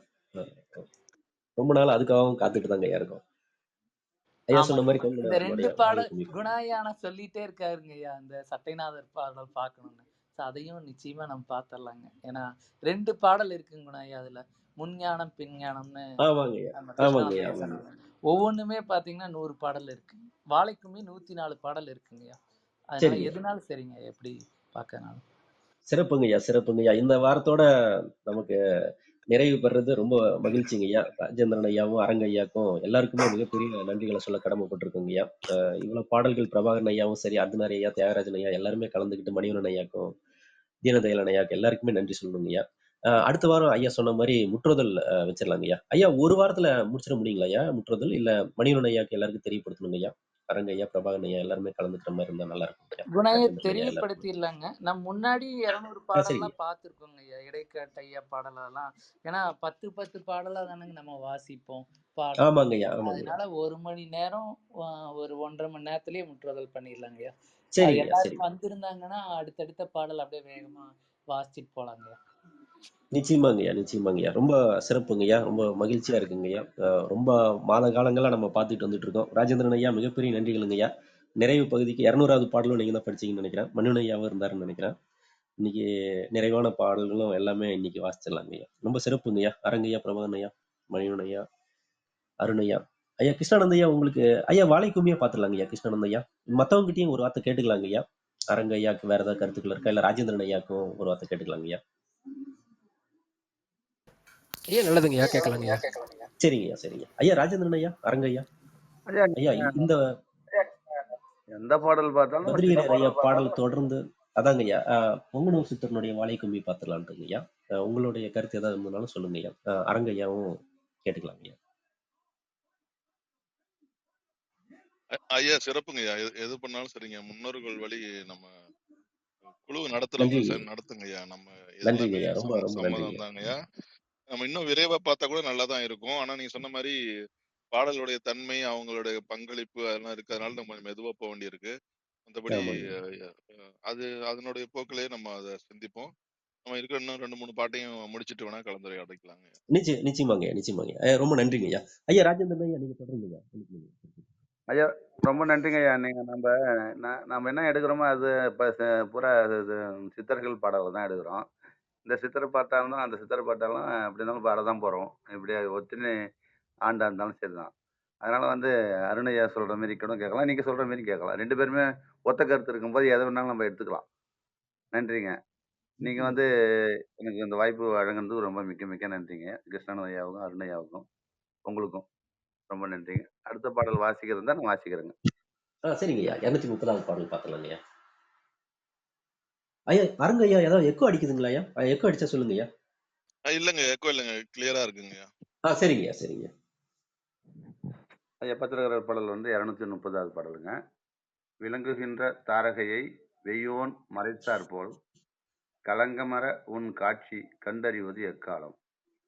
விளங்குகின்ற தாரகையை வெய்யோன் மறைத்தாற்போல் கலங்கமற உன் காட்சி கண்டறிவது எக்காலம். நன்றிங்க ஐயா. ஐயா நீங்க தொடரலாங்க ஐயா. ஐயா நன்றிங்க ஐயா. இந்த பாடலும் நேரடியான பாடல் தாங்கய்யா. இது ஏன்னா தாரகைன்னா நமக்கு தெரியும், விண்மீன் நட்சத்திரங்களை குறிப்பிடுவாங்க. வெய்யோன்னா சூரியன் அப்போ தாரகை நட்சத்திரம் பார்த்தீங்கன்னா விளங்குகின்றது, அங்கே ஒளி வீசி கொண்டே இருக்குது. ஆனால் சூரியனுடைய ஒளி மிக பிரகாசமாக இருக்கிறதுனால அந்த ஒளி வந்த உடனேயும் மறைந்தது போல தெரியுது. ஆனால் மறைகிறதில்லை, அப்படியே அங்கே இருந்துட்டு தான் இருக்குது. நமக்கு அப்படி ஒரு தோற்றம் கிடைக்குது. அதுபோல் கலங்கமர உண்காட்சி அப்படின்னு சொல்கிறாரு. அப்போ என்னென்னலாம் அதாவது மாயைகள் நம்மை இறைவனுடைய, இப்போ இதில் வெய்யோன்னு சொல்கிறது இறைவனுடைய பேரொளியாக எடுத்துக்கலாம். நமக்கு இருக்கக்கூடிய புரிதல் அல்லது எந்த அளவுக்கு நம்ம புரிஞ்சுக்கிறோமோ அது விண்மீன் மாதிரி கொஞ்சம் கொஞ்சம் நம்ம புரிஞ்சுக்கிட்டு தான் இருக்கோம். ஆனாலும் இந்த மாயை அந்த இறைவனுடைய பேரொளியை பேரருளை நம்ம உணர்ந்து கொள்வதற்கு ஒரு தடையாக இருக்குது. அதையே நம்ம நீக்கிட்டோம்னா நிச்சயமாக அதை கண்டறிந்துக்கலாம், இறைவனுடைய பேரருளை அப்படின்னு சொல்கிறத புரிஞ்சுக்கிறேங்க. நன்றி. சிறப்புங்க ஐயா. நட்சத்திரங்களாக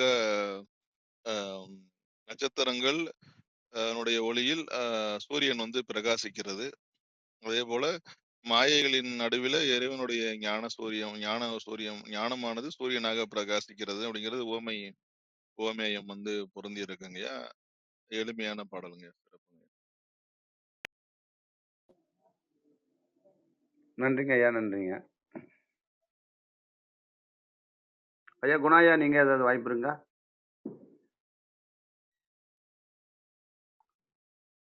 அனுமதி சொன்னீங்கன்னா அடுத்த பாடல் போகலாம். அடுத்த பாடல் போலாங்க. நன்றிங்க. பாடல் எண் 231ங்க. என்னையே நான் அறியேன், இந்த வண்ணம் சொன்னதெல்லாம் முன்னையோர் கைகொள்ள முன் பணிவது எக்காலம். என்னையே நான் அறியேன் இந்த வண்ணம் சொன்னதெல்லாம் முன்னையோர் கைகொள்ள முன் பணிவது எக்காலம். நன்றிங்க. ஐயா நீங்க தொடரலாம் ஐயா.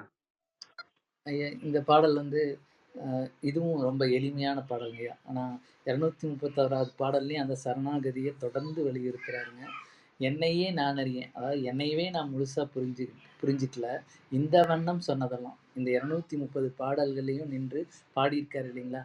இப்படி சொன்னதெல்லாம் எதோட இதுன்னா, முன்னையோர் கைக்கொள்ள அவருக்கு முன்னாடி, அதாவது அது பட்டினத்தடிகள எடுத்துக்கலாம். அதுக்கு முன்னாடி வந்த அத்தனை ஞானிகள், சித்தர்கள். அவர்கள் சொன்ன கைக்கொள்ள அப்படின்னா, அவர்கள் சொன்ன வழிமுறைகள், அவர்கள் சொன்ன முறைகளை வந்து நான் பின்பற்றி சொன்னதுதான். இது நான் எதுவும் புதுசா சொல்லல.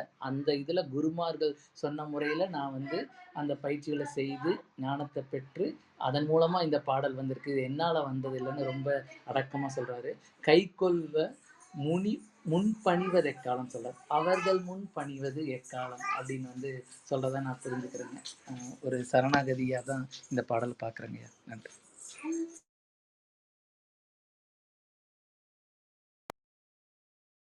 ஐயா அருங்கய்யா நீங்க உங்க பார்வைக்கு. ஐயா சிவனமங்க, இது பாடல் நூலுடைய பாயிரத்துல உள்ள உறுப்புகள்ல ஒன்றுங்கய்யா அவை அடக்கம் என்பது. அது போல இந்த ஆசிரியர் நூலாசிரியர் நூலை சில பேர் முன்னாடி சொல்லுவாங்க, சில பேர் பின்னாடி சொல்லுவாங்க. ஸோ நூலினுடைய மரபு கருதி ஆசிரியர் வந்து இந்த இதுல வந்து அவை அடக்கத்தை பின்னாடி வச்சு சொல்லியிருக்காங்க. அதே போல வழிபடு, அதே போல நூலுக்கு முகம், அஹ் அஹ் இறை வணக்கம் அடுத்த பாட்டு வருதுங்க, அதனால படிக்கலாங்க. சிறப்புங்க. ஐயா கிருஷ்ணன் ஐயா நீங்க அதை பாருங்கப்பா உங்க பார்வைக்கு. ஐயா வேற ஒன்றும் கருத்து இல்லைங்கய்யா. நீங்கள் அடுத்து பார்க்கலாங்க அடுத்த பாடல. நன்றிங்க. பாடல் எண் 232 ஐயா. மாயத்தை நீக்கி வருவினையை பாழாக்கி காயத்தை வேறாக்கி காண்பது உனை எக்காலம். மாயத்தை நீக்கி வருவினையை பாழாக்கி காயத்தை வேறாக்கி காண்பது உனை எக்காலம். எதுங்க முனையா வர்ற மாதிரி தெரியுங்க. உங்க பார்வையில பாருங்க. நன்றிங்க. ஐயா நன்றிங்க ஐயா. இந்த பாடலும் பார்த்தீங்கன்னா, அந்த நிறைவு பகுதி வரும்போதும் அவர் தொடர்ந்து சொல்றாரு, மாயத்தை நீக்கின்னு சொல்றாரு. அப்போ என்னென்ன மாயையெல்லாம் மறைக்குதோ அதையெல்லாம் நீக்கி வருவினையைன்னு சொல்றாரு. அப்போ இருவினைன்னு சொல்லுவாங்க. நல்வினை, தீவினை அப்படின்னு சொல்றது. உருவினை, உற்ற வினைன்னு சொல்லுவாங்க. உருவினை நம்ம செயல்னால என்னென்ன நம்ம வந்து இதுவரை பண்ணியிருக்கோமோ உற்ற வினை அப்படின்னு எடுத்துக்கலாம். இனி நம்ம செய்யக்கூடிய செயல்னால வர்றது உருவினைன்னு எடுத்துக்கலாம். அப்போ வருவினைன்னு சொல்றாரு. அப்ப நம்ம இனி செய்யக்கூடிய செயல்கள்னால வரக்கூடிய வினைகளை பாழாக்குதல்னா எந்த செயலும் செய்யாமல் இருப்பது, அல்லது நல்ல செயல்களை புரிந்து கொண்டு செய்வது, அப்படி எடுத்துக்கலாம். வருவினையை பாழாக்கி காயத்தை வேறாக்கின்னு சொல்றாரு. அப்ப இந்த உடம்பை வேறாக்குவதுனா அந்த ஒரு புரிதல் நிலைக்கு போறதாங்க. அல்ல ஸ்தூல உடலும் சூக்கும உடலும் இது ரெண்டுக்கு இடையில இருக்கிற சூட்சுமத்தை புரிந்து கொள்றது, அதுதான் வேறாக்குதல். காண்பதுனை எக்காலம் அப்படின்னு சொல்றாரு. அப்படின்னு அந்த ஸ்தூல சூக்கும அறிவு எனக்கு கிடைச்சிருச்சுன்னா, சூட்சுமம் புரிஞ்சிருச்சுன்னா உன்னை நான் முழுமையா உணர்ந்து கொள்வேன் அப்படின்னு சொல்றதை நான் புரிஞ்சுக்கிறேங்க. நன்றி.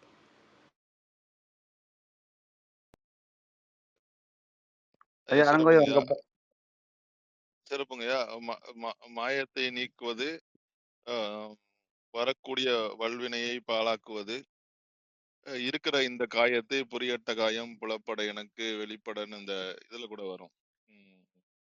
விநாயகராகவன். விநாயகர் ஆமா, அந்த காயத்தை வந்து வேறாக்கணும். புரியட்ட காயம் புலப்பட அப்படின்றது அங்க புலப்படுத்தல் என்பது நாம் வேறு நம் காயம் வேறுங்கிறத நம்ம இந்த உடலினுடைய பற்று நீங்கணும். அப்பதான் நமக்கு வந்து உயிரினுடைய அந்த ஆன்மாவினுடைய தனித்தன்மையும் இறைவனுடைய சுயரூபமும் ஸ்வரூபமும் நமக்கு தெரியும். அதனால அந்த அந்த நிலையை சுவாமி சொல்றாங்க. என்னுடைய இதுல வந்து இந்த இந்த பாடல் இல்ல. ஒருவேளை இந்த பாடல் முன்னாடி இருக்கும் என்னமோ தெரியல. எனக்கு வந்து அந்த முன்னையோருடைய அவையடக்கமும் அதுக்கப்புறம் 5 கருத்தனையும் தான் இருக்கு. 231 பாடல் தான் இருக்கு. இருந்தாலும் பரவாயில்லைங்கய்யா. சிவ சிவா. நன்றி. சரி, இன்னொரு தடவை தேடி பார்க்குறேன். இந்த பாடல் எப்படி இங்க வந்ததுன்னு தெரியல. சரிங்க, சிறப்பு. சரிங்க ஐயா, நன்றிங்க ஐயா. ஐயா அருணையா, அடுத்த பாடல் போலாங்களா? ஐயா போலாங்க ஐயா. கிருஷ்ணானந்த ஐயா நிறைவான பாடலுங்க ஐயா. அதனால ஏதாவது சொல்றீங்களாங்க ஐயா இதுக்கு முன்னாடி பாடல்? ஐயா பரவாயில்லைங்க, தெளிவாக நீங்களும் கொண்டு போயிட்டுருக்கீங்க. போங்க, இறுதி பாடலை பார்த்துட்டு நம்ம நிறைவு செய்வோங்க. இந்த வாரம் மீண்டும் அடுத்த வாரத்தில் முற்றோதல் முழுவதுக்கு எல்லா பாடல்களையும் முடிஞ்ச அளவுக்கு பாடிடுவாங்க. பாடிய பின்னர் நம்ம அதுக்கு அடுத்த வாரங்கள்ல இருந்து மற்ற இதை பார்ப்போங்க ஐயா. நன்றிங்க ஐயா, வாழ்க வளமுடன். நன்றிங்க ஐயா, நன்றிங்க.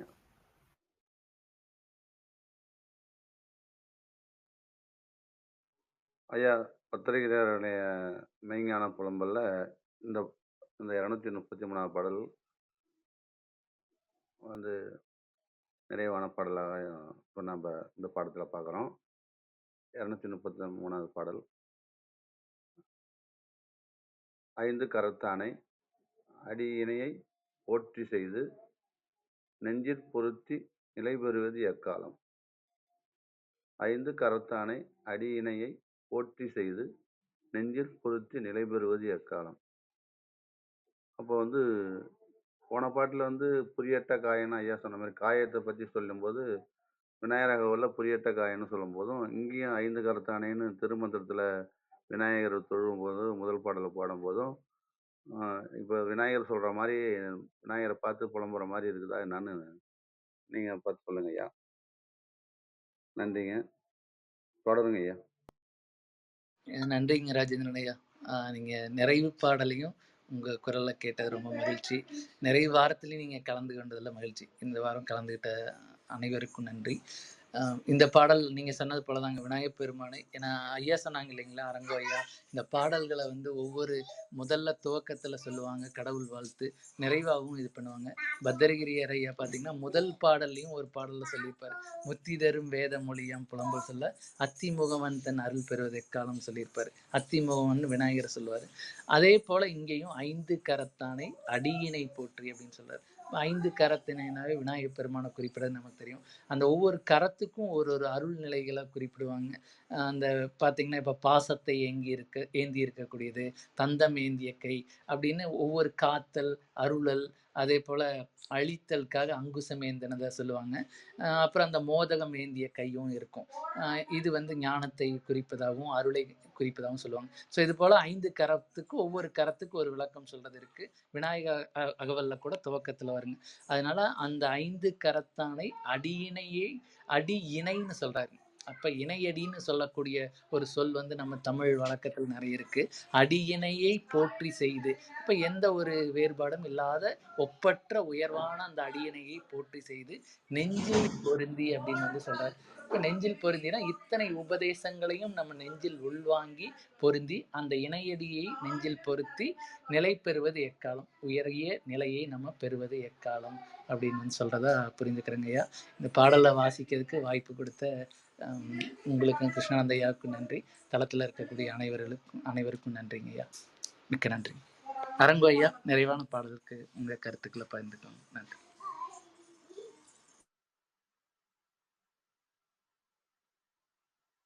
ஐயா சிவாய நமங்க ஐயா. அதாங்க பாடல்ல நேரடியாவே 5 கரத்தனை அடியினையை போற்றி செய்து நெஞ்சில் பொருந்தி நிலை பெறுவது எக்காலம்ன்றது ரொம்ப அருமையான செய்யுள். அதாவது ஒன்று கடவுள் வாழ்த்து, இன்னொன்னு நூல் பயன்னு கூட சொல்லலாம். பெரிய புராணம் எடுத்துக்கிட்டீங்கன்னா என்றும் இன்பம் அப்படின்னு ஆரம்பிக்கும், முடியும், உலகலாம்னு முடியும். அதே போல இது நூல் பயனாகவும் இதை நம்ம நினைச்சு பார்க்கலாம். நெஞ்சில் பொருந்தி நிலை பெறுவது 5 கரத்தனை அடியினையை போற்று செய்து நம் நெஞ்சில் பொருத்தி நிலை பெறுவது எக்காலம்ங்கிறது நம்ம எப்போதுமே நம்ம இந்த உடம்புல தான் நமக்கு ஆரம்பிக்குது. இந்த உடல் எடுத்ததனுடைய பயன் இறைவனுடைய சிந்தனை தோன்றினாலும் முடியும் பொழுது பாத்தீங்கன்னா அது இறைவன் வந்து இறை பயன் தான் நம்ம அனுபவிக்கிறோம். அதுவும் எங்க நிகழுதுன்னா நம்ம உடம்புலதான் நிகழுது. அப்போ இந்த நூலினுடைய பயனாக நாம் வந்து நெஞ்சில் பொருந்தி அந்த நிலை பெற்று நம்ம இருப்போம் அப்படிங்கறத அவங்க சாமி வந்து அதனுடைய இதாக முடிக்கிறாங்கன்னு கருதலாங்க ஐயா. மிக்க நன்றிங்க. இந்த தளத்துல இந்த பாடல்கள் இப்பதான் முதல் முறையாக இதெல்லாம் சிந்திப்பதற்கு எனக்கு வாய்ப்பு கிடைத்தது. அதற்கு உங்க அனைவருக்கும் நன்றிங்க ஐயா.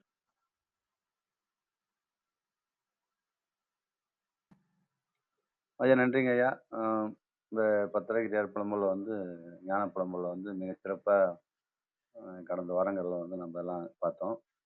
மிக்க நன்றி. இங்கே இந்த கலந்து கொண்டவங்களுக்கு அது வந்து எல்லாம் பாராட்டு நம்ம வந்து குணாயா வந்து எல்லாருக்கும் நம்ம எல்லாரையும் கூப்பிட்டு எல்லாரையும் வந்து அழைப்பார். அழைத்தது இல்லாமல் எல்லாரையுடைய பங்களிப்பை தெளிவாக சொல்லுவாங்க குணாயா. இப்போ கீழே வந்து ராமன்ன்ற நம்ம தளத்தில் ஏற்கனவே வந்திருப்பாங்க. அவங்க கூட வந்திருக்கிறாங்க. அவங்களுக்கு ஏதாவது இந்த பாடலை பற்றி ஏதாவது தெரியுதுன்னா அவங்கள வந்து மேலே வந்து அவங்களுக்கு கருத்து சொல்லுங்க. குணாயாவுக்கு வாய்ப்பு இருந்தானே குணாயா பேசணுங்க. ஐயா கேக்குதுங்களா ஐயா? கேட்குதுங்க ஐயா, கேட்குதுங்க. நீங்கள் பேசுங்க ஐயா. ரொம்ப சிறப்புங்க ஐயா. ஐயா ராமையாவும் மேல வர்றதுக்கு வாய்ப்பு இருந்ததுன்னா அவரும் வந்து கலந்துக்கிட்டுங்க ஐயா. மிகப்பெரிய நன்றிகள் தாங்க ஐயா சொல்லிக்கணும். ஏன்னா கிட்டத்தட்ட 5 மாதங்களுக்கு மேல ஒரு நீண்ட பயணம். பத்ரிகிரியார் ஐயா பட்டினத்தார் ஐயாவுடைய பாடலை தொடர்ந்து பத்ரிகிரியார் ஐயானுடைய பாடல் பார்க்கலான்னு பட்டினத்தார் ஐயா பாடலை வந்து நமக்கு அர்த்தநாரி ஐயா ஆரம்பிச்சாரு. இந்த பாடல் பார்த்தா சிறப்பா இருக்கும் அப்படின்னு சொல்லியிருந்தாரு. அதை தொடர்ந்து நம்ம பத்ரிகிரியார் ஐயானுடைய பாடல் அவருடைய சிஷ்யன்ற வகையில நம்ம அதை தொடர்ந்து அப்படியே பார்த்துக்கிட்டு வந்துகிட்டு இருந்தாங்க ஐயா. நிறைய பேர் கலந்துக்கிட்டு நமக்கு நிறைய சொல் விளக்கங்களும் சரி, அந்த பாடலுக்கு உண்டான விளக்கங்களும் இல்லை யோகா விளக்கங்களும் நிறைய விஷயங்களை வந்து பகிர்ந்துக்கிட்டாங்க. அந்த வகையில நம்ம அர்ஜுனர் ஐயாக்கு, தியாகராஜன் ஐயாக்கு, அதுக்கப்புறம் மாரி கணேஷ் ஐயா வந்து ஒரு ரொம்ப அதிகப்படியா கூட கலந்துக்கிட்டாருங்க ஐயா. எப்பயுமே கேட்கும் தளத்துல இருக்கிறவரு, பேசும் தளத்துல வந்து நிறைய வாரங்கள் வந்து பாடல் வாசிச்சதும் சரி, நிறைய விஷயங்கள வந்து பகிர்ந்துக்கிட்டாரு. அவருக்கு நிறைய விஷயங்கள் நடந்தது அப்படின்னு சொன்னாரு. அது ரொம்ப கேட்கறதுக்கே ரொம்ப சிறப்பா இருந்தது. பிரபாகரன் ஐயாவும் வாய்ப்பு கிடைக்கும் போதெல்லாம் கலந்துக்கிட்டாரு. மணிவண்ணன் ஐயாக்கு பெருசா கொஞ்சம் சமீப காலத்துல மட்டும் வாய்ப்பு கிடைக்கலைங்க ஐயா. அவர் ஐயா இருந்தாலும் ரொம்ப மகிழ்ச்சியா இருப்பாரு. நமக்கு செல்வராஜ் ஐயாவும், ராதாமணி அம்மா, அதுக்கப்புறம் சித்த மருத்துவ குறிப்புகள்லாம் ஈஸ்வரி அம்மா கூட ஒரு 2, 3 வாரங்கள் வந்து கலந்துக்கிட்டு பகிர்ந்துக்கிட்டாங்க. ரொம்ப சிறப்பா இருந்ததுங்க ஐயா. நிறைய பேரு கலந்துக்கிட்டாங்க. தியாகராஜன் ஐயாக்கு பெருசா வாய்ப்பு கிடைக்கல. பத்ரிகிரியர் ஐயானுடைய பாடல் பார்க்கும்போது. அ ஐயாவும் வாய்ப்பு கிடைக்கும்போது அ வரும் பாடல்கள்ல வந்து கலந்துப்பாங்கன்னு நெனைக்கிறேன். அருண் ஐயாக்கு எப்பயும் போல தான் மிகப்பெரிய நன்றிகள சொல்லிக்கிறோம். அவருடைய பங்களிப்பு ரொம்ப அளப்பரியது. கிருஷ்ணானந்த ஐயாவுக்கு மிகவும் உறுதுணையா இருக்காரு. அரங்க ஐயா வந்து இந்த தடவ ம் அ எனக்கு தெரிஞ்சு எல்லா பாடல்லயுமே அரங்க ஐயா முக்காவாசி பாடல்கள் மேல வந்து ஐயா கலந்துக்கிட்டாரு. அவருடைய கருத்துக்கள பதிவிட்டாரு. எவ்வளவோ நிறைய விஷயங்கள வந்து ஐயா கொண்டு வந்து வச்சாரு. ரொம்ப சிறப்பா இருந்தது. ஐயானுடைய பார்வை இன்னைக்கு கூட நம்ம அந்த 225வது பாடல்ல, 26வது பாடல்ல கூட ஐயா வந்து அத இன்னொரு மாரி பார்க்கலாம் அப்படின்னு சொல்லியிருந்தாரு. 2 பார்வைகளுமே ரொம்ப சிறப்பா இருந்தது கேட்கறதுக்கே. ரொம்ப சிறப்பான பார்வைங்கய்யா. இதுவரையும் நம்ம பார்த்த எல்லா பாடலுமே வந்து ரொம்ப அருமையா இருந்தது. ஞான புலம்பல் தான். எல்லா சித்தர் பெருமக்களும் என்ன சொல்றாங்களோ, அதையே தான் பத்திரிகிரி ஐயாவும் வலியுறுத்தியிருக்காங்க. நமக்கு மிகப்பெரிய நன்றிகள சொல்லணும்னா, தீனதயாளன் ஐயாவுக்கும் சொல்லணும். ராஜேந்திரன் ஐயாவுக்கும் சொல்லணும். ஏன்னா, ராஜேந்திரன் ஐயா எப்பப்பலாம் வாய்ப்பு கிடைக்குதோ, அப்பப்பலாம் கலந்துப்பாரு. அவரு வந்து 200வது பாடல்லயும் வந்து கலந்துக்கிட்டாருன்னு நெனைக்கிறேன். மணிவண்ணன் ஐயாவும் இருந்தாருன்னு நெனைக்கிறேன். இன்னைக்கு நிறைவு பாடல்லயும் அவர் வந்து அவருடைய பங்களிப்பு நிறைய 100வது பாடல், 200வது பாடல்னா ஒரு சிறப்பான இதுக்கு ராஜேந்திரன் ஐயா வந்து வந்துருவாரு.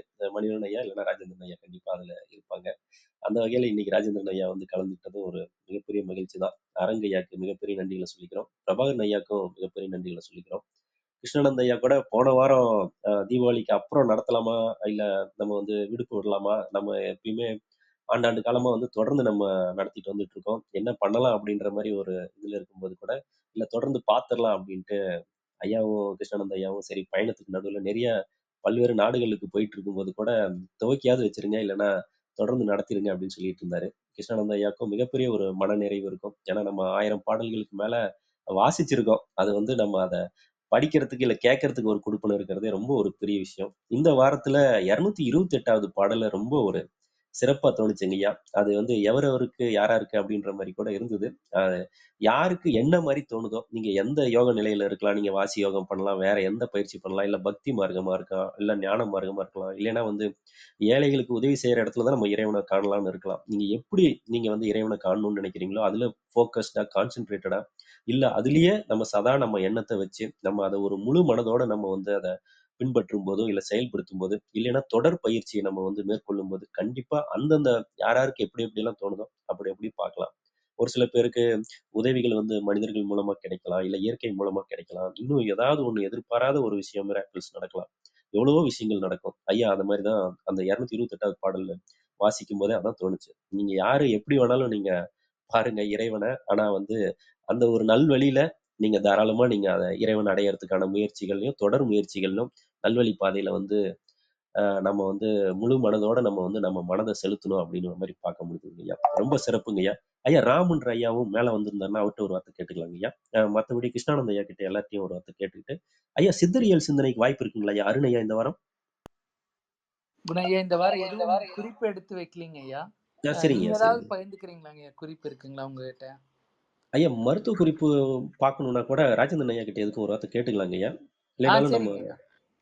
சரிங்கய்யா, ஐயா, ஏதாவது சரிங்கய்யா. குறிப்பு இருந்தா பகிர்ந்துக்கோங்க ராஜேந்திரன் ஐயா. நான் சரிங்கய்யா. அடுத்த ஐயா வரக்கூடிய வாரங்கள்ல நான் குறிப்பு எடுத்து வச்சுறேங்க ஐயா. நூல்ல ஏன்னா நம்ம நிச்சயமாங்கய்யா. கரூரார் மருத்துவ குறிப்பு பார்த்துட்டு இருந்தாங்க அவர் நூல்ல இருந்து. அந்த நூல்ல ஆமாங்கய்யா. ஏற்கனவே குறிப்புகள்லாம் நம்ம பார்த்துட்டோங்க ஐயா. அதனால புதிதா அ ஏதாவது நூல் பார்க்கணுங்க ஐயா. நான் பார்த்து சி வைக்கிறேங்க ஐயா அடுத்த வாரம். நன்றி. சரிங்கய்யா, சரிங்கய்யா. நிச்சயமாங்கய்யா, நிச்சயமா. ஐயா ராம் ஐயாக்கு வாய்ப்பு இருக்குங்களான்னு கேட்டுக்கலாங்கய்யா. ராஜேந்திரன் ஐயா. ஐயா எனது லோ பேட்டரி ஆயிடுச்சுன்னு நெனைக்கிறேங்கய்யா. நான் இப்ப சார்ஜ் போட்டுறேங்கய்யா. நான் ஆனா கேட்டுட்டு இருக்கேங்கய்யா. நன்றிங்க ஐயா, நன்றிங்க. அது நம்ம அனுபவத்துல சொல்றது போனாக்கா, அந்த வெட்டு காயத்துக்காக அந்த அந்த கொன்ற மரம் இருக்கு பாருங்க, சரக்கொன்ன மரம். அந்த அந்த சரக்கொன்ன மரத்த அந்த கொழுந்து எடுத்து நல்லா வந்து நசுக்கி நல்லா கொழ கொழன்னு பிசினி ஆக்கி, அந்த வெட்டுப்பட்ட காயத்திலேயே ரத்தம் வரும்போது கசியிற மேல் தோல் வச்சிருவேன். மேல் தோல் வழுங்கி ரத்தம் வரும் பாருங்க, ஸ்க்ராட்ச். அந்த காயத்து மேல வச்சாக்கா, அது வந்து அந்த காயம் வந்து ஆறி வருங்க. எனது அனுபவம். அதுல தண்ணி பட்டா கூட சிலதெல்லாம் இன்ஸ்பெக்ஷன் சிலருக்கு. அ ஆகுமோ ஆவாது தெரியாதுங்க. என் உடம்புக்கு நல்லபடியா உடனே வந்து காஞ்சு தான் அந்த பட்டை வெளிய வரும். அந்த முழுசுமா அந்த காயம் சரியாகி போய் தான் வெளிய வரும். நாங்க ஒரு ஒரு அனுபவத்துல நானு பார்த்தேங்க. எங்க அம்மா செஞ்சாங்க. அது கொஞ்சம் முழுமையா குணம் அடைஞ்சதுங்க. இன்றைய அண்ணா இந்த மருத்துவ குறிப்பு அதுவா கூட நீங்க எடுத்துக்கலாங்க. நன்றிங்க.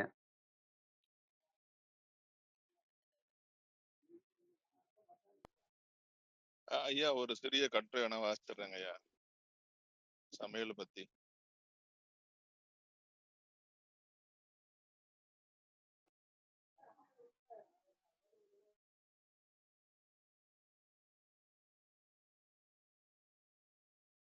அரங்கையா வாசிங்க ஐயா கட்டுரை ஆ சொன்னது. நன்றிங்கய்யா, நன்றிங்கய்யா. அஹ் அஹ் அல்லல் இல்லல் இல்லா இனிமையான வாழ்வு அரிசி எண்ணெய் முதலிய இல்லாத உணவால் சாத்தியமாகலாம். ஆஹ் எண்ணெய் இல்லாத சமையல் முறை சாத்தியமா, சுவையாக இருக்குமா என்றால் சாத்தியமே. அதிகமாகவும் சாப்பிடலாம், ஆரோக்கியமாகவும் இருக்கலாம் அப்படின்னு சொல்லிட்டு போட்டிருக்காங்க. மேலும் நேரடி எண்ணெய் கலப்பை விட எண்ணெயை வேக வைத்தலை விட எண்ணெய் வித்துகளை நேரடியாக முளைக்க வைத்து பயன்படுத்தலாம். அவைகளையும் அதிகமாக சூடுபடுத்தாமல் தேங்காய் பால், தேங்காய் துருவல், முளை எள், முளை வேர்க்கடலை இறக்கும் சமயத்திலேயே கலந்து கொலஸ்ட்ரால், சாச்சுரேட்டட் ஃபேட் பற்றிய பயம் இல்லாமல் சாப்பிடலாம். சமைக்காத தேங்காய், எள், வேர்க்கடலையில் அன்சாச்சுரேட்டட் ஃபேட் முழுமை பெறாத கொழுப்பு உள்ளது. எனவே கொலஸ்ட்ரால் பயம் கிடையாது, ஜீரணம் தடைபடாது, முழுவதும் விரைந்தும் தன்மயமாகிறது, மெட்டபாலிசம் சிறப்பாக உள்ளது. எனவே எண்ணெய் இல்லாத சமையலும் முற்றிலும் சாத்தியம் அப்படின்னு போட்டிருக்காங்க. அதே போல காய்கறி தானியங்களை விட பல வீடுகளில் எண்ணெய்க்காக அதிகம் செலவழிக்கிறார்கள். காய்கறிகள், கொடி காய்களை கூட எண்ணெயில் வதைத்தல், பொரித்தல் போன்றது நிறைய பேர் செய்கிறார்கள்னு போட்டு சொல்லியிருக்காங்க. அவைகளை வந்து பருப்பு சேர்த்து கூட்டு பொரியல் செய்யலாம். தண்ணீர்ல வந்து நம்ம அந்த மாதிரி அதை வந்து அவிச்சு சாப்பிடலாம் அப்படிங்கிற மாதிரி ஒரு சமையல் இது சொல்லியிருக்காங்க. ஒரு வாரம் இது போல சாப்பிட்டு நமக்கு வந்து பயிற்சி எடுத்துக்கிட்டு அதுக்கு மேல நம்ம பழகிட்டோம்னா அந்த மாதிரி எண்ணெயில வறுக்கிறது, பொரிக்கிறதெல்லாம் கொஞ்சம் கொஞ்சமா குறைஞ்சிரும் அப்படிங்கிறாங்க. உடம்பு ஆரோக்கியம் கூடும், மருந்து மாத்திரை செலவு குறையும் அப்படின்னு சொல்லிட்டு சமைத்து அந்த மாதிரி எண்ணெயில சமைக்கிறதை விட இயற்கை உணவே ரொம்ப சிறந்தது. ஆனா இயற்கை உணவு வந்து நமக்கு பழகாததுனால நம்ம வந்து அந்த எண்ணெயில வறுத்து பொரிக்கிறது அந்த மாதிரி சாப்பிடுறோம். அது கொஞ்சம் கொஞ்சமா குறைப்பதற்கு இது போல நீராவியில அஹ், அவிச்ச காய்கறிகளையும் கூட்டுகளையும் சாப்பிட்டு பழகணும் அப்படின்னு சொல்றாங்க. இது வந்து ஒரு ரத்தின சக்திவேல் அப்படிங்கிற ஐயாவுடைய நூலுடைய தொகுப்புரையில இருந்து படிச்சாங்கய்யா.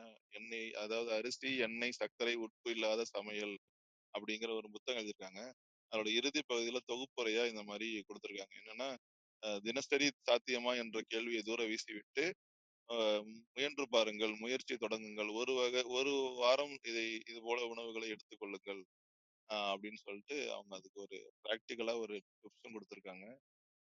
நன்றிங்க. ஐயா ஒரு சின்ன ஒரு நீ வந்து இந்த பதிவை ஒட்டி ஒரு சின்ன ஒரு செய்திங்க. எனக்கு தெரிஞ்ச ஒரு ஒரு நண்பர் வந்து காலையில் வந்து 1/4 மூடி தேங்காயும் 10 முந்திரி பயிரும் கொஞ்சம் போதும் வெல்லம் 25 கிராம் வெல்லமும் நல்ல வெல்லம் தான் அவங்க உணவே அப்படி தான் இருப்பாங்க. அவங்க நல்லா வந்து ஆக்டிவாக தான் இருப்பாங்க. அவங்க வந்து கிட்டத்தட்ட வந்து இயற்கை உணவை ஒட்டி காலை உணவு மட்டும் அவங்க எடுத்துப்பாங்க. நன்றிங்கய்யா.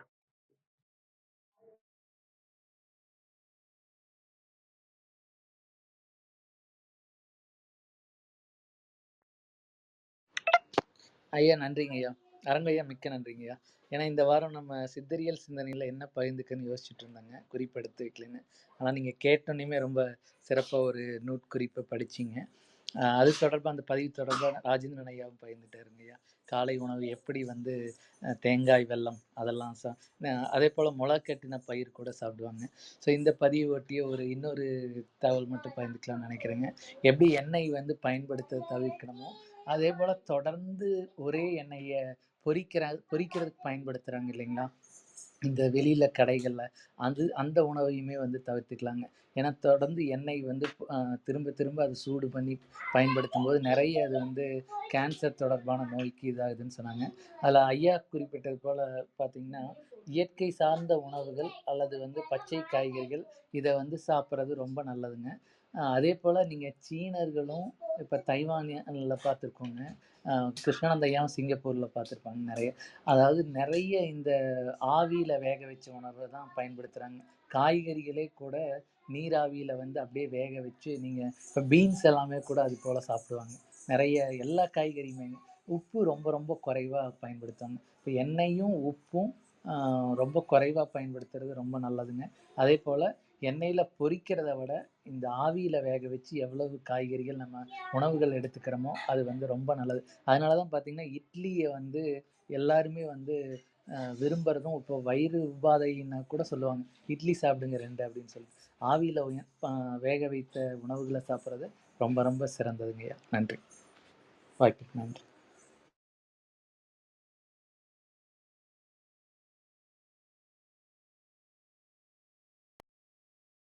நன்றிங்க, சிறப்புங்க.